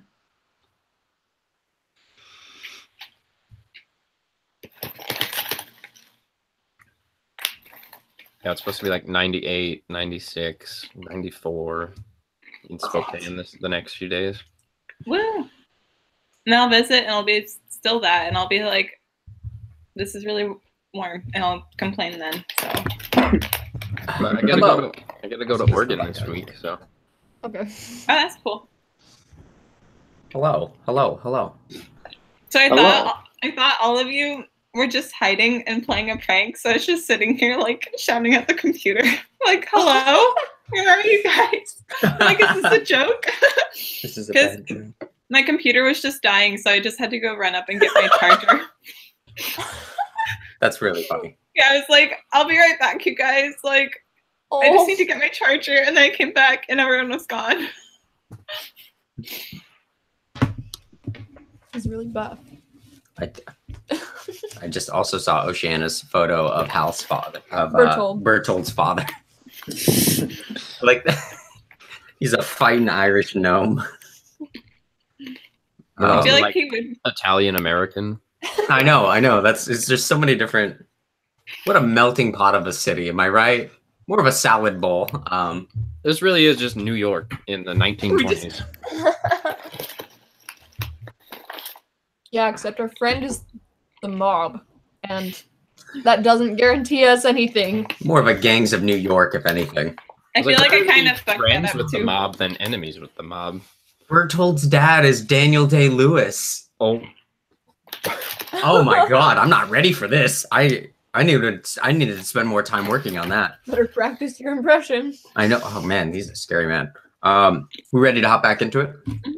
Mm-hmm. Okay. You hear. Okay, I'll see you in a little bit then. You hear fighting. Bye. All right, bye.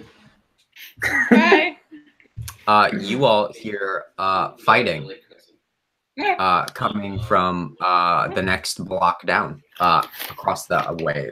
There's some buildings in the way, but you hear some fighting coming down from the other end of this alley that you're all of you are looking down, and you hear someone yelling, "It's not my fault! It's not my fault! If it was my fault, you all would know it. I'd be saying it. You know what? You all should be saying my name and not hers, okay? Look, we've all made mistakes, but that doesn't mean." And then you hear a couple other people going to be like, "Please, you need to calm down. It's over, all right? It's over." And you hear someone yell out, "Yeah, it's over? Well, then fuck you." And you see Rillica running down the alley, but she's very drunk and she's like tripping over herself. And who catches her? I'll go up and catch her. Okay. She'll be like, "Who the fuck are you?" Yeah, Rillica like flops into your arms and grabs your face and says, "I have done a very, very bad thing." Did she throw acid on Tanya? She looks at you and goes, "Worse." And then she passes out. I'm looking to see if any of them are chasing after her. No, a couple of city guards are like following up, being like, "Do you know this person? She's been drunk and disorderly, kept on crying out about a mistake she made or something." I'm really not sure. I'm gonna. Can you help her home? Yeah. Yeah, I'll put her on my shoulders or on like. How strong are you? Okay, You she's see a like couple of the guards kind the of. size of a kid. You see a couple of the guards kind of look around, being like, "Even in our own city, we're not treated like." They walk away, mumbling. This is all about me getting back at tall people. This is like a heightism. All these digs against these tall people. We deserve it. But Haley kind of looks over at you, Hal, and goes,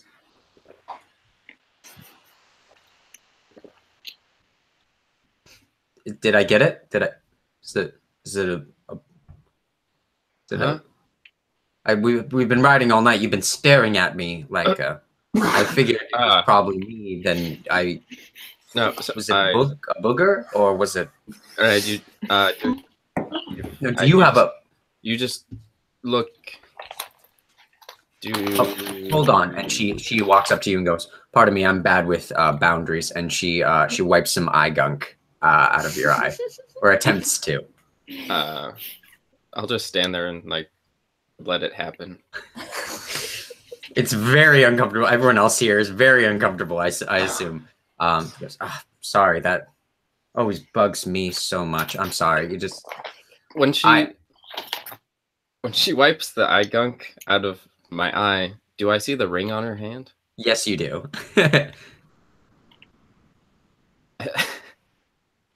Before she pulls her hand away, I'll just like reach out and grab it. Like, why do you have this on? You see her instincts immediately kick in, and her hands start glowing, and they are hot as coals. as they start to burn you. Hal. Can I do my best to hold on? Oh, I love it. Can you make a Constitution saving throw, you badass? They fucked me, dice. Nope, they fucked me. What was that? A Constitution? Yeah. That's gonna be a 6. Oh, well, I'm sure. Yeah. You do manage to hang on. Oh. Yeah, but you're gonna take. You're only gonna take 4 damage. That's not bad. Yeah, it could be a lot worse. As she looks at you, surprised, immediately afterwards she calms down and goes, "Sorry, I don't like being grabbed." Yeah. Hey, it's good to see you all again. Hey. So I don't know if Mario remembered, but we were all at the Capitol in Kingsport. The Demon Lord, all those things. We've had like some ring chats. I remember you. Don't worry. It just took me a while. God. Your hair, I think your hair's changed or something. No, it really hasn't. It's gotten a little longer. But I've been through a lot then. Yeah. Hey, hello everybody. I'm Haley. I've Guess I'll let it go at this point. I've made some mistakes, but we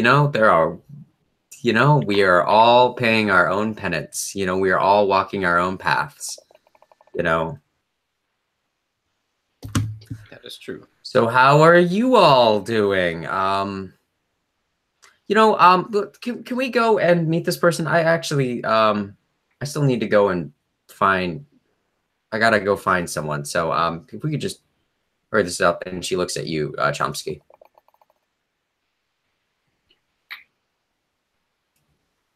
We look at each other. I thought you were the person in charge now. I mean, you seem like you're a cog sprocket, right? I am. Okay, Let's go. Okay, We don't want to she's keep my cousin waiting. kind of like absentmindedly like rubs her face again to see if she has like any dirt on her face or something. She's pretty hygienic. All right. Let's not keep my cousin waiting any longer. Let's. And Jared goes, yeah, let's. Not keep him waiting any longer. He sounds like a very charming man.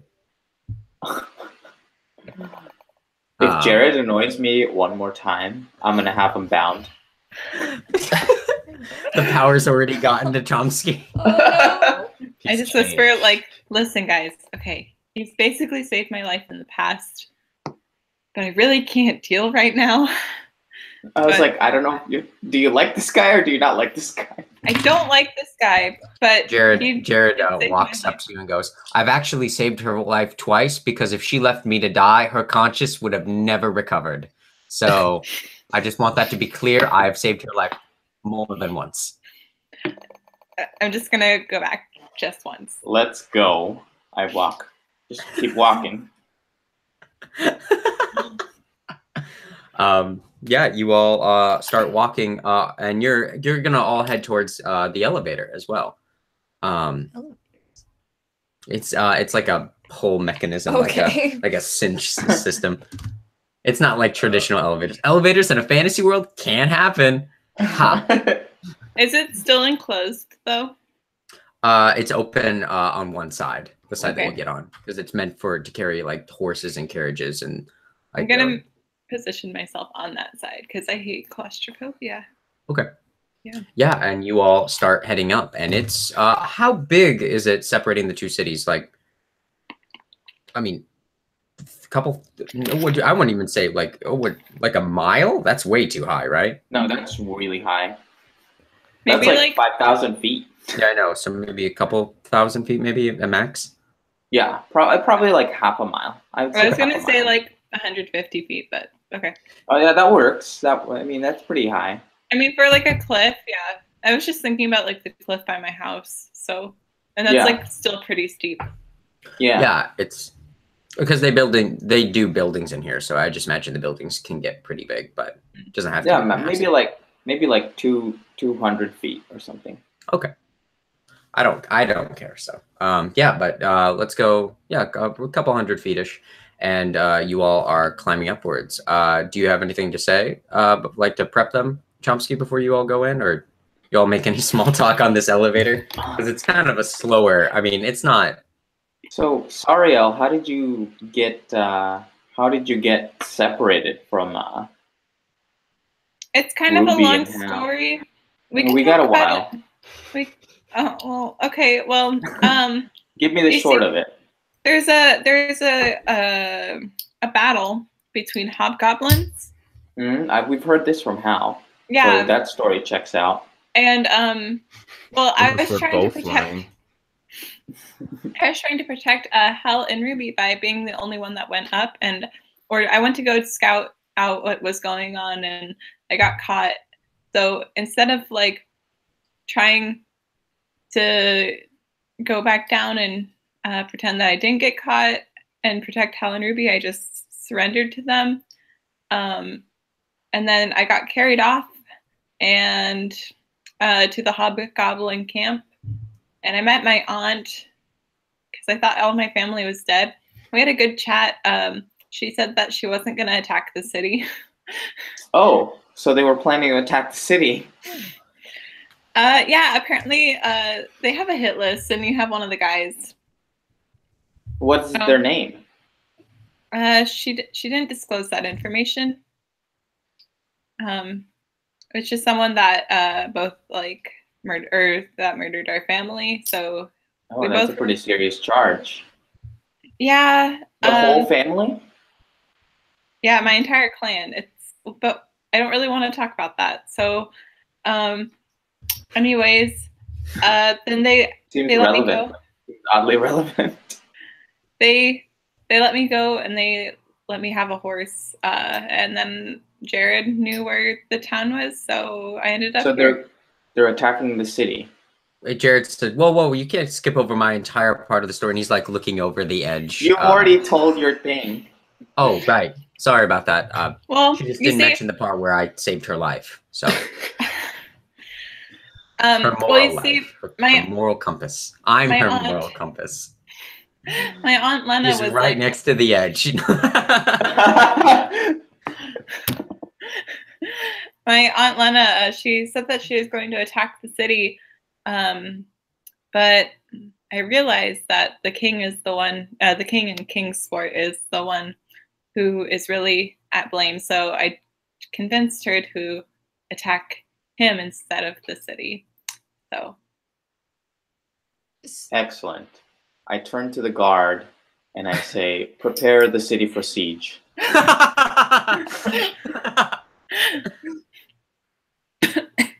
Imagine that whole time the guard's just standing there like, do they know I'm here? It's like he's holding his spear. Guard, alert the perimeters. Prepare for siege. Oh, no. You see him go at once, my lord, and then he like moves like he's gonna go somewhere, but then he remembers he's stuck on this elevator, so he's like, "In a few minutes, my lord." Anyways, so that's the story. Yeah, but my aunt gave me her word that she wouldn't attack. Oh, and then she killed this old man in front of me. Or not in front of me. I heard the screams from a tent. You hear Haley mutter under her breath, "Trust no one."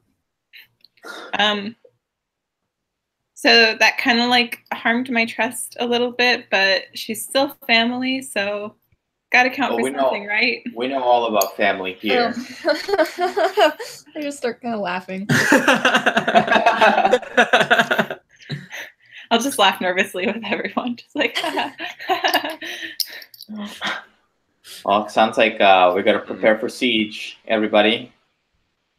Oh. We don't have. Well, they have 1,000 hobgoblins, so. But Jared looks at you and goes, "But she just said that her aunt was not going to attack the city. I don't know why." And then she killed someone behind her back. Well, it's her prerogative, even if she was wanting to kill me. But I'm just saying. more than just kill. If there were screams involved, I imagine some sort of torture happened beforehand. I mean, I don't think she heard any screams. She only heard like this is Josh. Like it was just he's got his throat slit. So Yeah, I think I just Oh, heard no, like a screams. bunch of liquid and Oh, blood I spilled. I thought I thought Sariel just said she heard screams in the tent. That's why. Yeah. Oh no, I Pulling said from that. I like went back and Screams saw that were he never was bad. dead and All right, we're gonna consult the video afterwards. We're doing VOD replay after. This is like a goal. Like someone just scored a goal, but they're doing the replay to see who actually crossed the plane. But Box review. yeah, you all. Anyway. So we didn't hear screams. Okay. But You she all still killed somebody. She did kill somebody. But you get to the top of the elevator, and you see the guard like hop off as soon as it comes to the clearing and runs towards the house to let everyone know about the what might be happening. I asked Sariel, do we know how far? I mean, like, they weren't that far if you rode from there yesterday. Less than a full day's ride.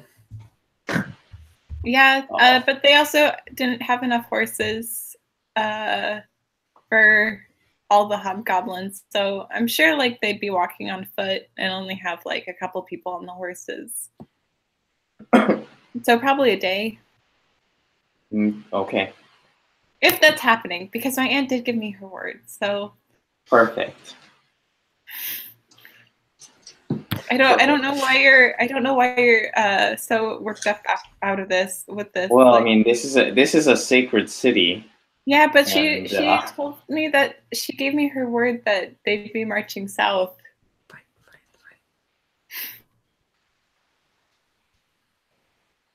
I still have to take precautions. I mean, I guess that's fair, but okay. You see Bertold come out of the big. Also, you all see this large mansion at the top after walking a little bit. Oh wow! Finally, something our size. And it is rather large. It's illustrious. It's all you tall people barely have to duck your heads. Barely.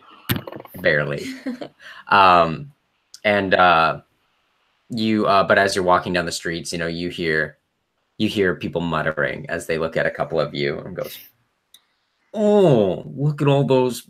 What are the poor people doing up here? Don't they know better? The elevator's the other way."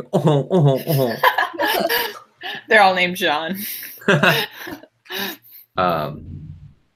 But as you continue out in Bertold, you see Bertold coming out of the mansion and goes, "Hey, cuz, I just heard what happened. It sounds like they're a day's ride away. This is serious." Yeah, it seems pretty serious. That's why we need to alert everybody. We also have to deal with Daffy. No. Why do we have to deal with Daffy? We'll talk about it in private. Oh, all right. Wait, what's wrong with Daffy? She's the one that let me in. She's so nice. I How mean, do we you had know her. that? We We had never her. asked her name. And Bertold looks at you and goes, "Oh, is this must be? Why is your Yes. friend unconscious?" And you see Rillica like slumped over and she's like drooling out of her mouth. She had a rough night. Oh, well, I suppose that'll happen. Well, all of you, let's get inside quickly then. I assume you must know these people. Are you traveling together? And Jared and Haley both go, kind of, sorta. And Haley goes, no.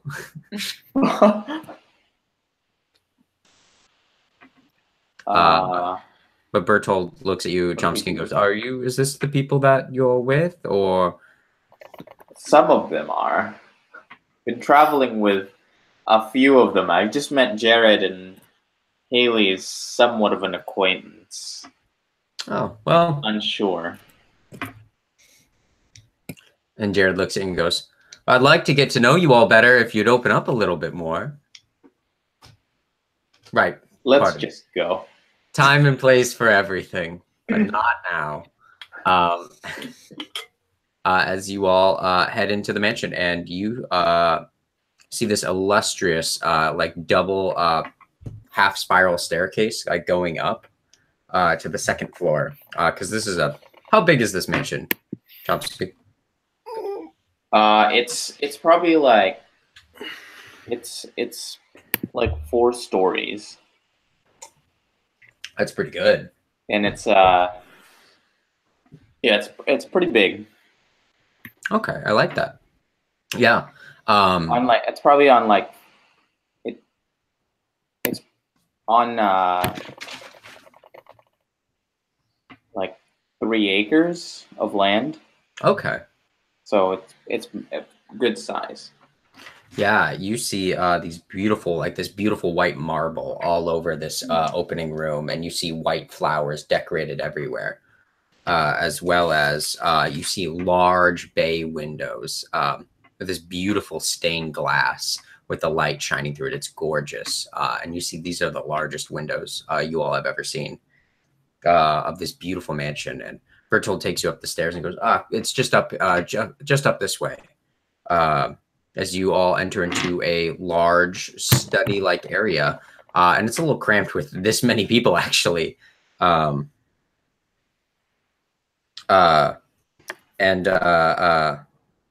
all walk in and you see a very burly gnome sitting behind a desk, and looks like he's... looks like Marlon Brando. It's Marlon Brando. And he has a cat. He's petting the cat. There is a cat now.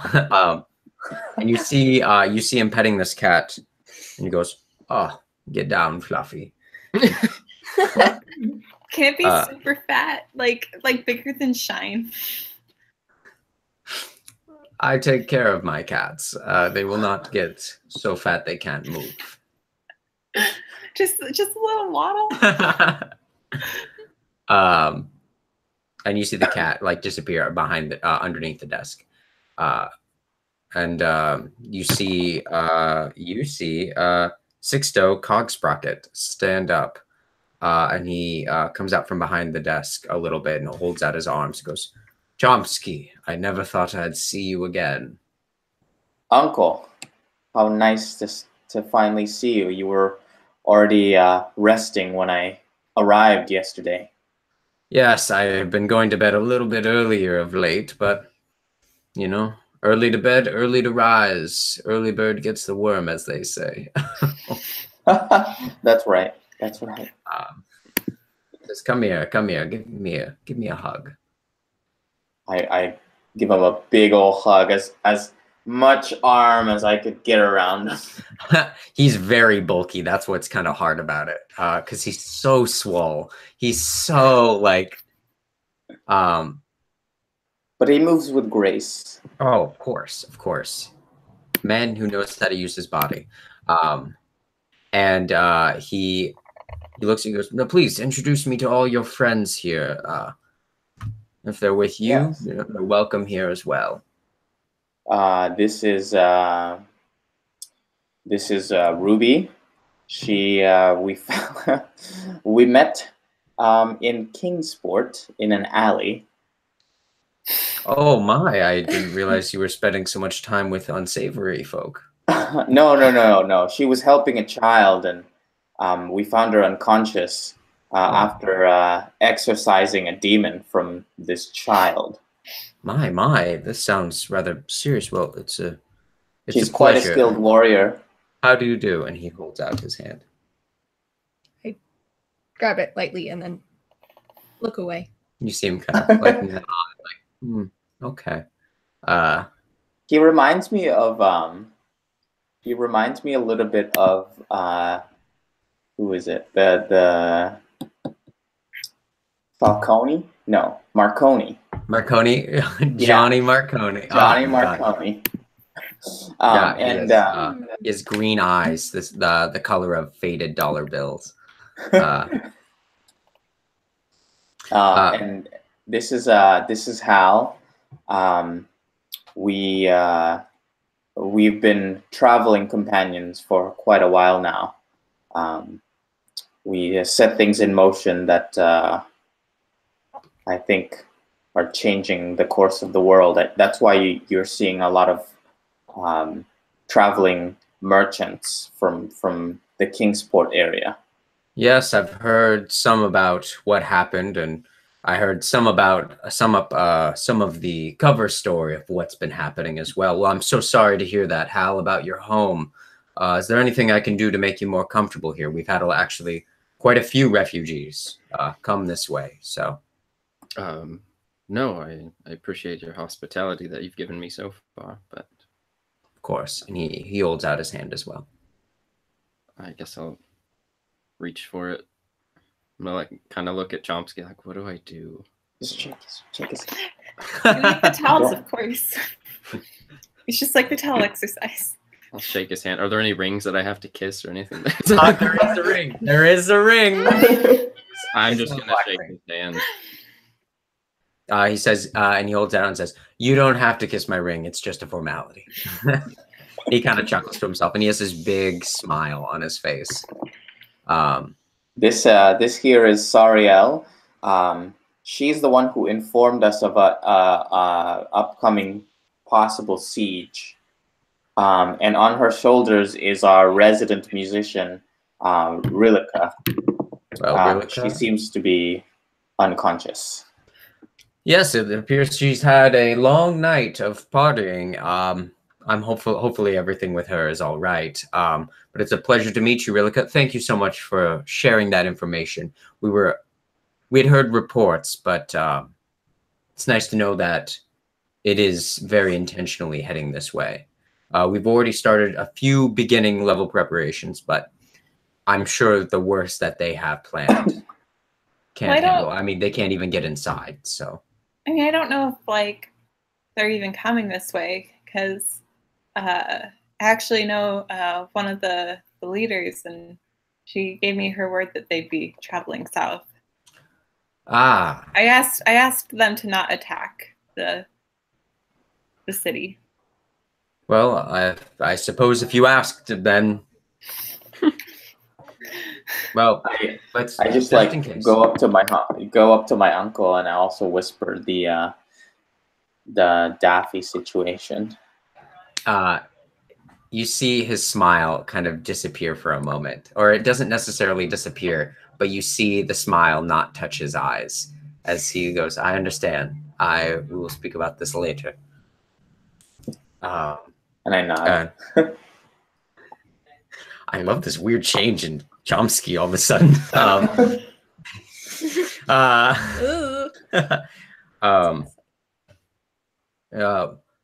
And these others, and Jared, you see Jared reach out his hand to shake Sixto's hand, and goes, "It's a pleasure to meet you. I'm Jared. I've been here before. And you see Sixto go, "Yes, I remember you being here before. Charmed." He does not reach out his hand, and Jared pulls it back away. And then I introduce, this is Haley. They seem to have, Sariel and Haley seem to have crossed paths on their way here. You see Haley, she does a slight bow and goes, "How do you do?" And isn't it so funny? I was just waiting for someone else to respond, but I'm that person. And you see Sixto go, "Oh, it's a pleasure to meet you." And he gives a slight bow as well. And you see Haley go, "Actually, sir, I'm actually looking for someone. Is that something you could potentially help me out with?" And you see Sixto smile and go, "Well, of course. I mean, acquaintance of Chomsky's is certainly I can express a little bit of help towards the situation, but well, it's a pleasure to meet all of you here, and it sounds like we actually have a new problem developing on our hands. So, looks like we might have to try and figure something out about this. If they're still moving this way, but precautions everywhere. I'm sure everything will be all right. Chomsky, do you think there's anything else that you all would talk about in this meeting, or? We probably talk about just like general knowledge about the coming army that we know about, of what we know of them, and then continuing preparations. Okay. But other than that, like we talk about, I guess we talk about like, do they like where they're staying, or should we move them up to the up here in the upper city? You see Sixto kind of turn and look at all of you and goes, well, I mean, Chomsky must think very highly of you all if he'd like you to move up to this part of the mansion, as opposed to the house down below. You should all be very, very flattered by this. But if you all could excuse us for a moment, Berthold and Chomsky and I have something to discuss for a moment. And he pulls and he opens up a door at the back of his study, and you all enter through it, and it's a very plain room. And you see a table at the far end of it. But he keeps you just behind the door and closes and goes, so what is the situation with Daffy? Well, I'm kidding. Come here again. And he gives you another hug, and he's so excited to see you.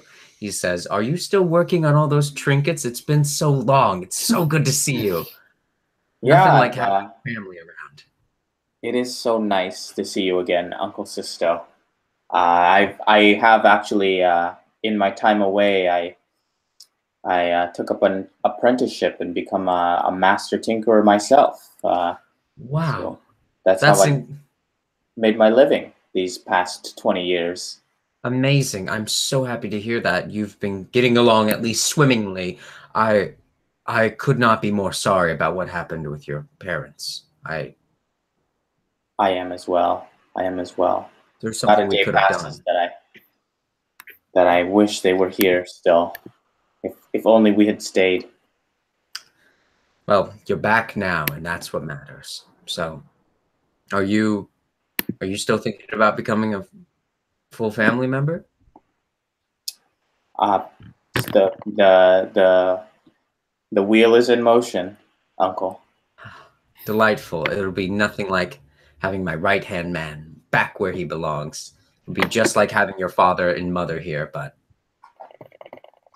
now I don't have to choose between the two. You're the best of both of them right here. And he laughs. And can you do a quick perception check?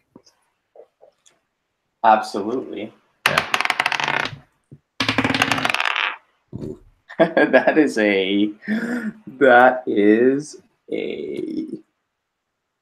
That's a 9. Okay. You don't. Nothing really catches your eye. This is a very plain room. That looks like it's been sterilized quite often. Sterilized. Yeah, and it's been cleaned, but so you can't smell anything. It's just goes well. But quickly, what about Daffy? Just so I know. Yeah. Well, apparently the way Daffy let Sariel in is by invoking the family name. Oh.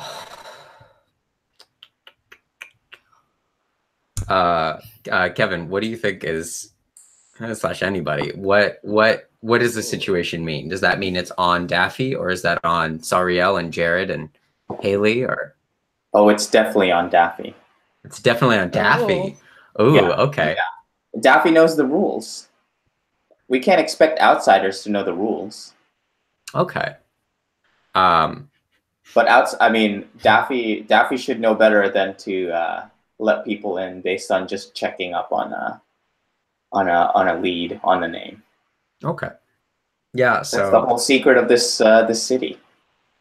Sixto looks at you and grabs you by the shoulder and goes, "Well, thank you for letting me know about that.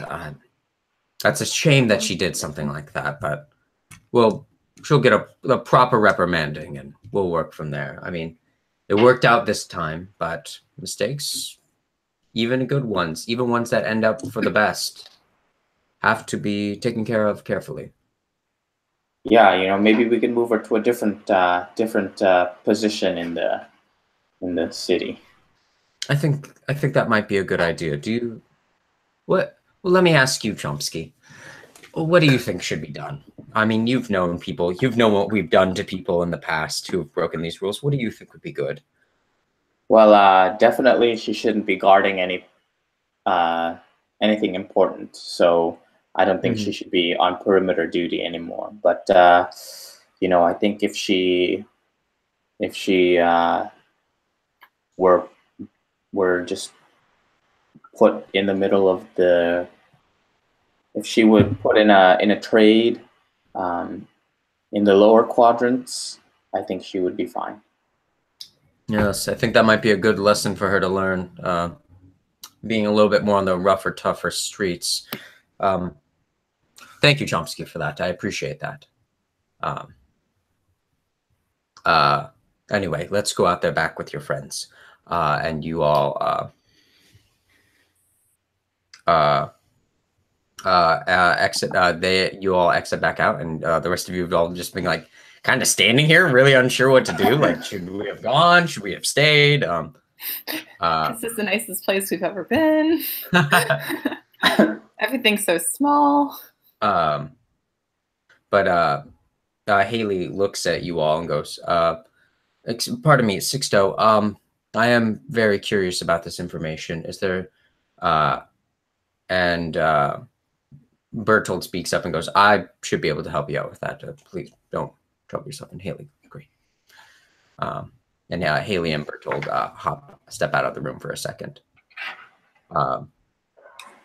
And he says, and you see Sixto come out and goes, "Well, it was great to meet all of you real fast here, but I'm assuming we'll have dinner later or something like that."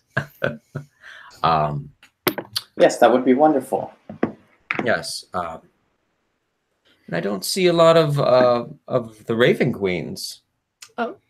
That come around here occasionally, here and there, but it's a delight to have someone of the faith here. Yeah, we met a lot of Talos worshippers. Earlier. Yes. That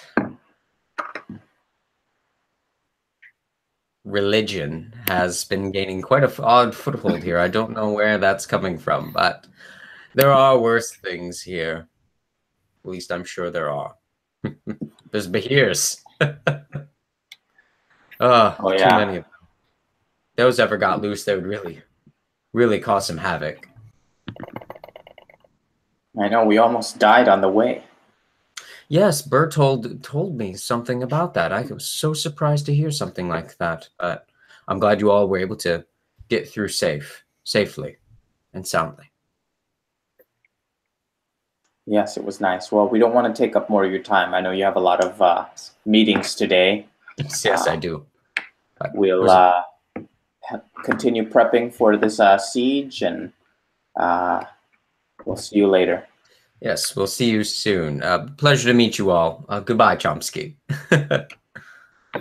And you all exit outside. And you all are just kind of, I don't know.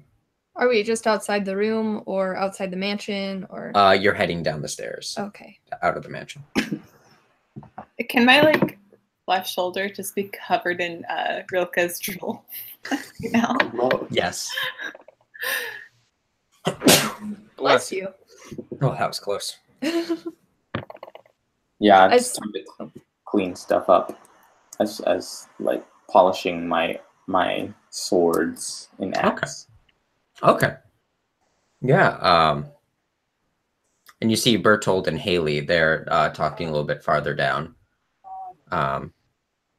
And she, Bertold hands her a piece of paper and says, grabs Bertold by the shoulder and says, "Thank you so much." Haley walks back over to all of you and stares at you for another second, Hal.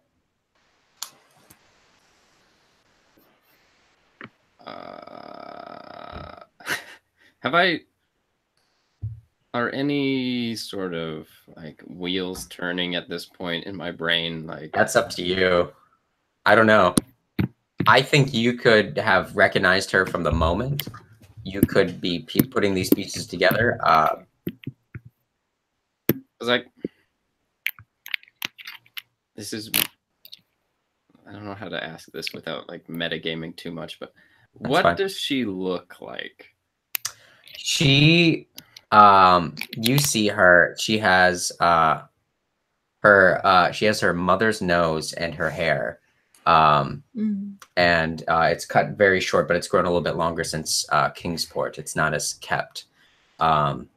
She has more of a little bit more of a stockier build, because she's incredibly strong. But you see her; she has your laugh dimples and your laugh lines, and your nose as well. But you still see that mouth, and you recognize your wife's mouth. But that's all. You'd recognize these features, but I don't know if you put those together. You can if you want. I think anything's interesting. I think there's just a lot going on in Hal's mind right now. Like, he looks like the gif of that lady trying to do math or something. She's like, it's like that's the whole ring thing, and I'm just gonna look at her. Like, how old are you, Haley? Haley kind of looks at you and goes, and looks over at you, Ruby, and goes, "You can't just ask someone how old they are. I mean, that's kind of rude, you know." I'm about, let's see, what would be the right age? Was it 25? I know we decided a while ago, but I can't remember. Yeah, it's 25. I believe it was 25. Yeah. So she goes, around 25. 26 here, not too long. Yeah. Just curious. You remind me of someone. Really? But that was a long time ago. Well, yeah, you remind me of someone as well. I can't place it, but I'm sure it'll come to me if it was important. Yes. Anyway, we should definitely speak in private about that ring. Oh, yeah. Yep. I have been trying to pull the ring off, and that was very painful. Yes, that's so. I have been doing some unkind things to some cute little creatures, but we all make mistakes, and circle of life, I suppose. And I'm worried there's a demon squirrel out there somewhere, because it doesn't matter. But yes, let's definitely speak about that. If you know a way to get this off, I'd love to get this off ASAP. But we have some ways, and I just look at Ruby. I pull out my dick and I'm like, we can cut it off. And she kind of looks at but I gotta go. I'm trying to find someone. They're staying with how did you I can't Bertold, and Bertold's like walking away. He goes, I can't read this note. Is that a C or a G? Oh no. And you see him yell back out. I think it's a C. Yes. Okay, I need to go find someone named Craig. And he should be able to help me out. Is he in town? We know him. What? I mean, there's a lot. Oh yeah, I just saw Cynthia Craigs in the world. Wait, there are a lot of Craigs in the world. No. That doesn't make any sense. Cynthia's running a shop down. I'm sorry, I forgot to mention it, but yeah. Is it? The dog perks up when he hears Craig's name. Is this Craig from fuck, what was the city we were in? Kingsport? Kingsport. It has been a while. And you see the dog kind of perk up. The Dark Light Inn. Well, if it's the same Craig and Cynthia, like Cynthia's just a couple minutes that way down the elevator.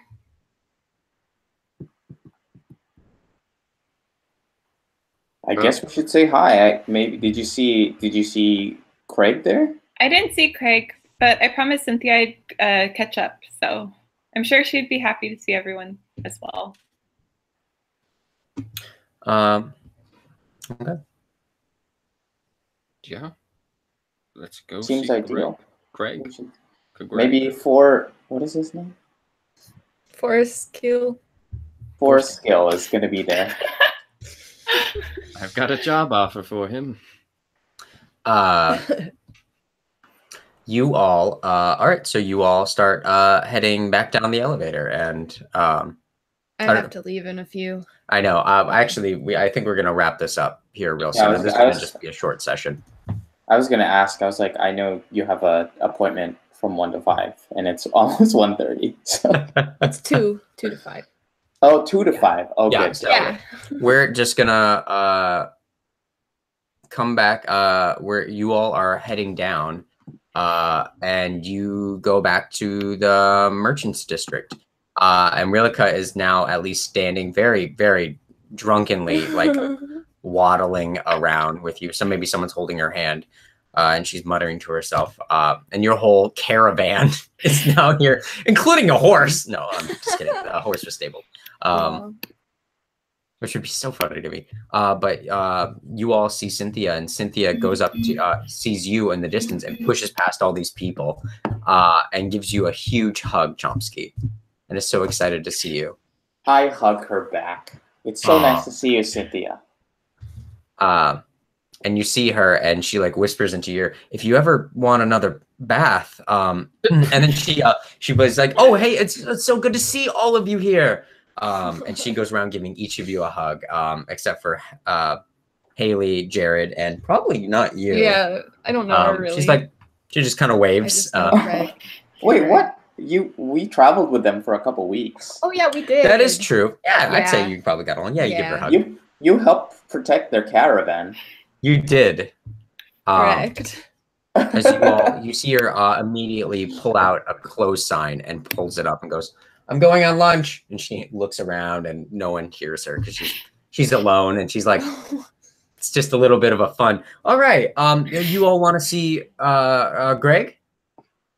Yeah, sure. Of course. Great.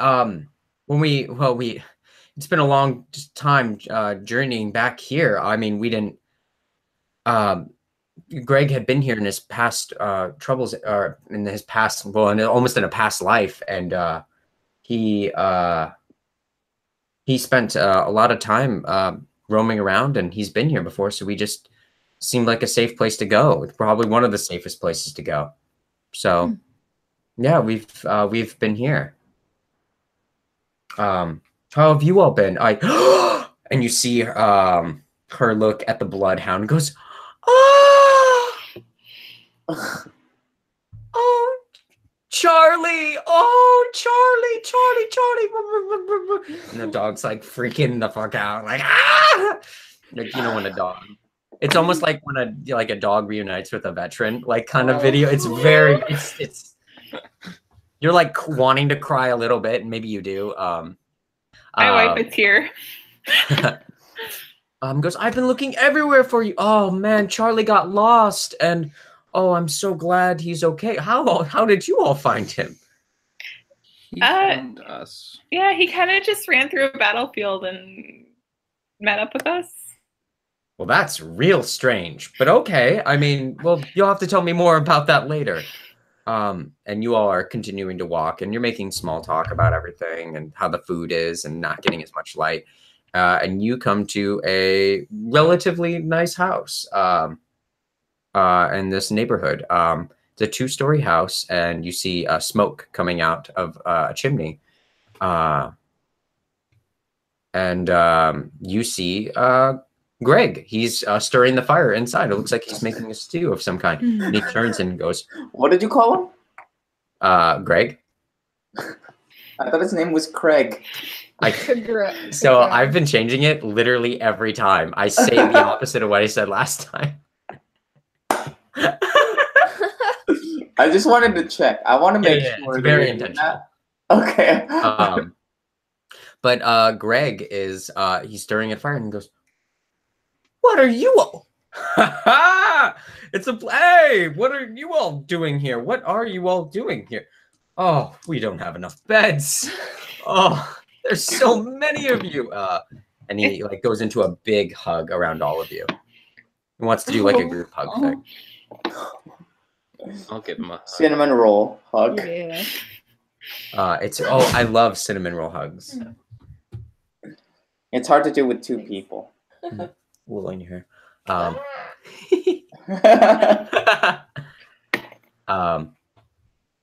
But Greg looks and goes, I probably have to make another pot, but would you all like to stay for dinner? I'm sorry. Or pardon me, lunch. This place is so weird. Yeah, I was gonna say we already have dinner arrangements and also lodging, but yeah. Let's do lunch. Actually, we want to take you to lunch. What? All you've done to us, for us. All you've done to us. Yeah. When he like kind of looks and he's like, okay. Leftovers make the best sort of meals, so you can give me one sec. And you see him. He's like, I just need to grab. And you see him look at Hal and Haley. You both are standing next to each other, and he stops dead in his tracks. And he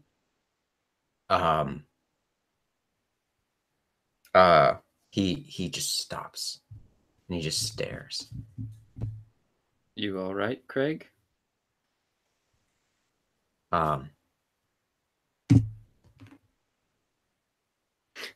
No. And Haley and I both do like a no at the exact same time. Just oh, Talos guide us all.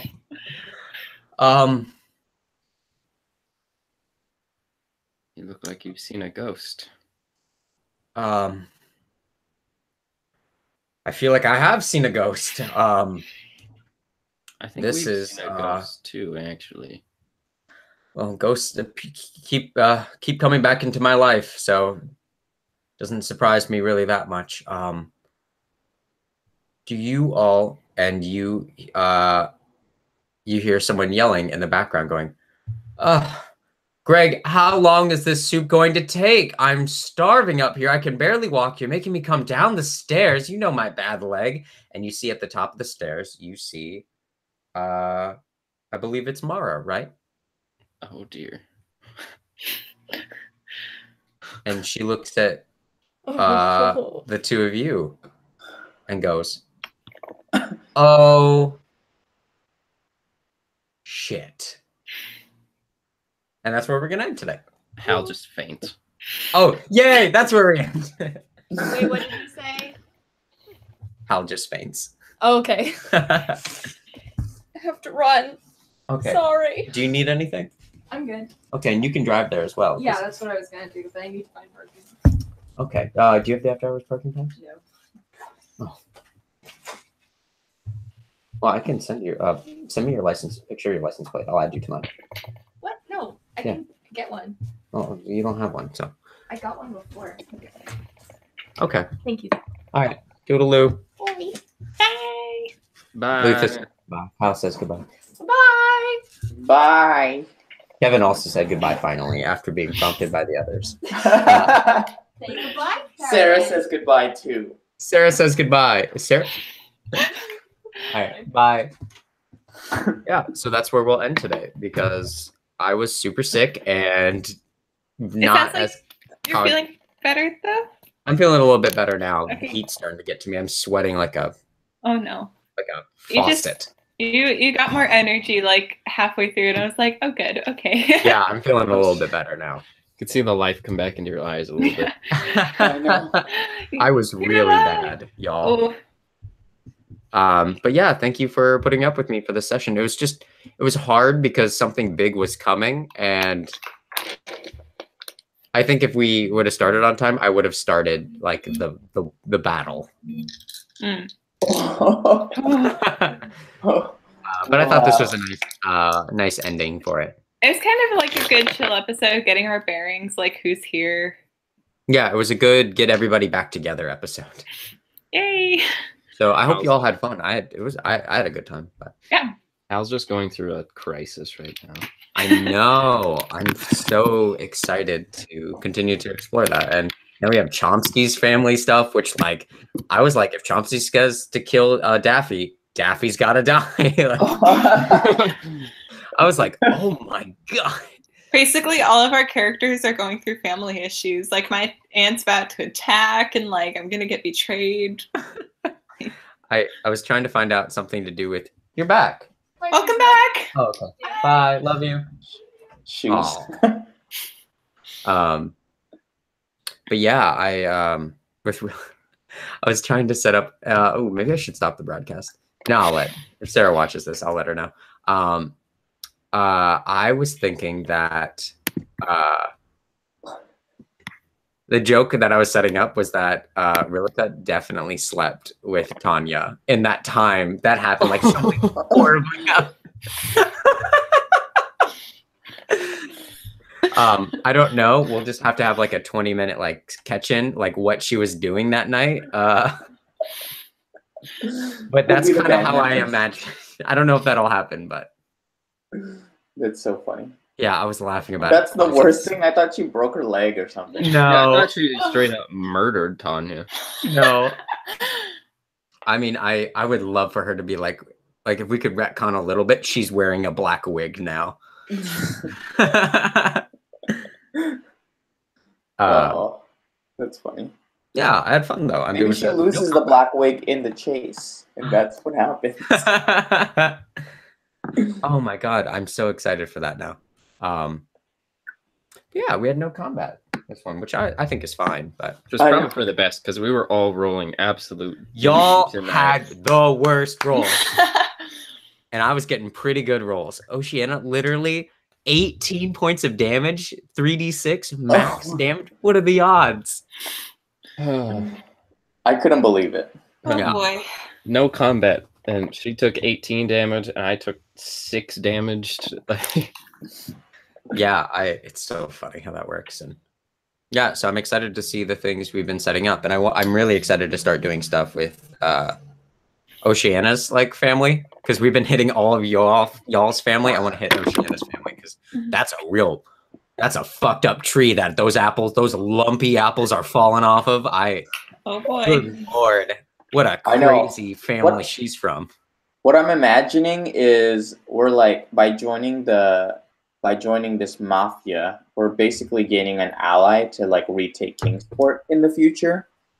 That's kind of what I'm thinking from this. Oh, I like that. But I mean, I don't know. I'm assuming that like by helping them with this conflict, then we can kind of gain allies. I think that's So- I That's like a good that. idea. But Chomsky is terrifying right now. He has become a like full mob family member. He's like, yeah, we need to bump this person off. And it wasn't a transformation; it was more of a regression. Like it felt like, like look at this friendly old tinkerer. He's like, I think we should break Daffy's legs. She's the problem. I got so worried. I was like, oh no, because that's gonna be on my character. I love that it was like not another thing for Sariel to owe someone. It was like, no, Daffy's at fault, and I'm like, that was a really fun twist for me. If anything happens to Daffy, Sariel will not sleep for like 3 months. That will be on her conscience. Oh, you'll never know. I'll just like walk out that same way and be like, I want more fruit. You're Mhm. not Daffy. So when are we playing next? I know that 2 out of the 6 are not here right now, but tentatively. I'd probably say tentatively next weekend if that works. We'll see. Yeah, that'd be cool. I'll be out of town Saturday, and I don't know exactly what time I'll be getting back Sunday because we're going to Oregon for a family reunion. Oh, awesome. So we're leaving Sunday, but I don't know. I don't know exactly when we'll be getting back here because I think it's like a 8-hour drive or something. So. Yeah, no. Yeah. Okay. Yeah, let's and maybe we can do sometime this week too when I'm not literally dying in every form. Yeah, I've got a really open schedule this week because I have. Yeah, so I just lost my job. no, this last week I worked like 37 hours, which I'm part-time. Yeah. Like 35 hours is technically full-time. So. Oh, I thought it was 40. 35 is technically full-time. Oh, cool. But I don't get any of the benefits for working 37 hours. Do you get overtime for the 2? No. You don't hit overtime until you work 40 hours, but you're not considered full-time. Yeah, I don't know. Doesn't really matter. I don't mind the money. But this next week, I have 18 and a half hours. I'm like, okay, that's a little more part-time. But yeah, I have a pretty open schedule. I work like 9 to 1:45 Monday, Tuesday. I've got Wednesday off. Thursday, I've got plans. And then, well, Friday I'm out. So let's double check with Sarah. I think Oceana is probably free Wednesday night. We could hesitantly even shoot for Wednesday if we wanted. Because isn't Sarah done with CNA now? I'm not positive. She might be, but she might be taking other, like, she might be doing, like, instead of CNA classes, she might be doing skill-based classes. Okay. I'm not sure. So, but hesitantly Wednesday or Sunday night. Yeah, and let us know if you're coming over, Josh. Yeah, I definitely will. Yeah, if Oceana is available, she's always welcome as well. So okay, she has rehearsal every day, 7 days a week now, from 1 to 5, 10 to 5 usually. Oh my gosh. Yeah, so maybe I doubt it, but maybe I'd like to see her. Well, I like her. She's I welcome. like her a lot. It's bad, guys. It's gotten real bad. Because the thing that is tentatively planned is on Sunday, but it just depends on if you're available, and also we'd have to kind of like maybe borrow your car or Sarah's car. That's right, Kevin lost his car. He lost it. He parked it downtown and then left it. He's like, I guess it's gone. I gave it back. But y'all, I don't want to be rude, but I really gotta stop the broadcast and then talk about pooping.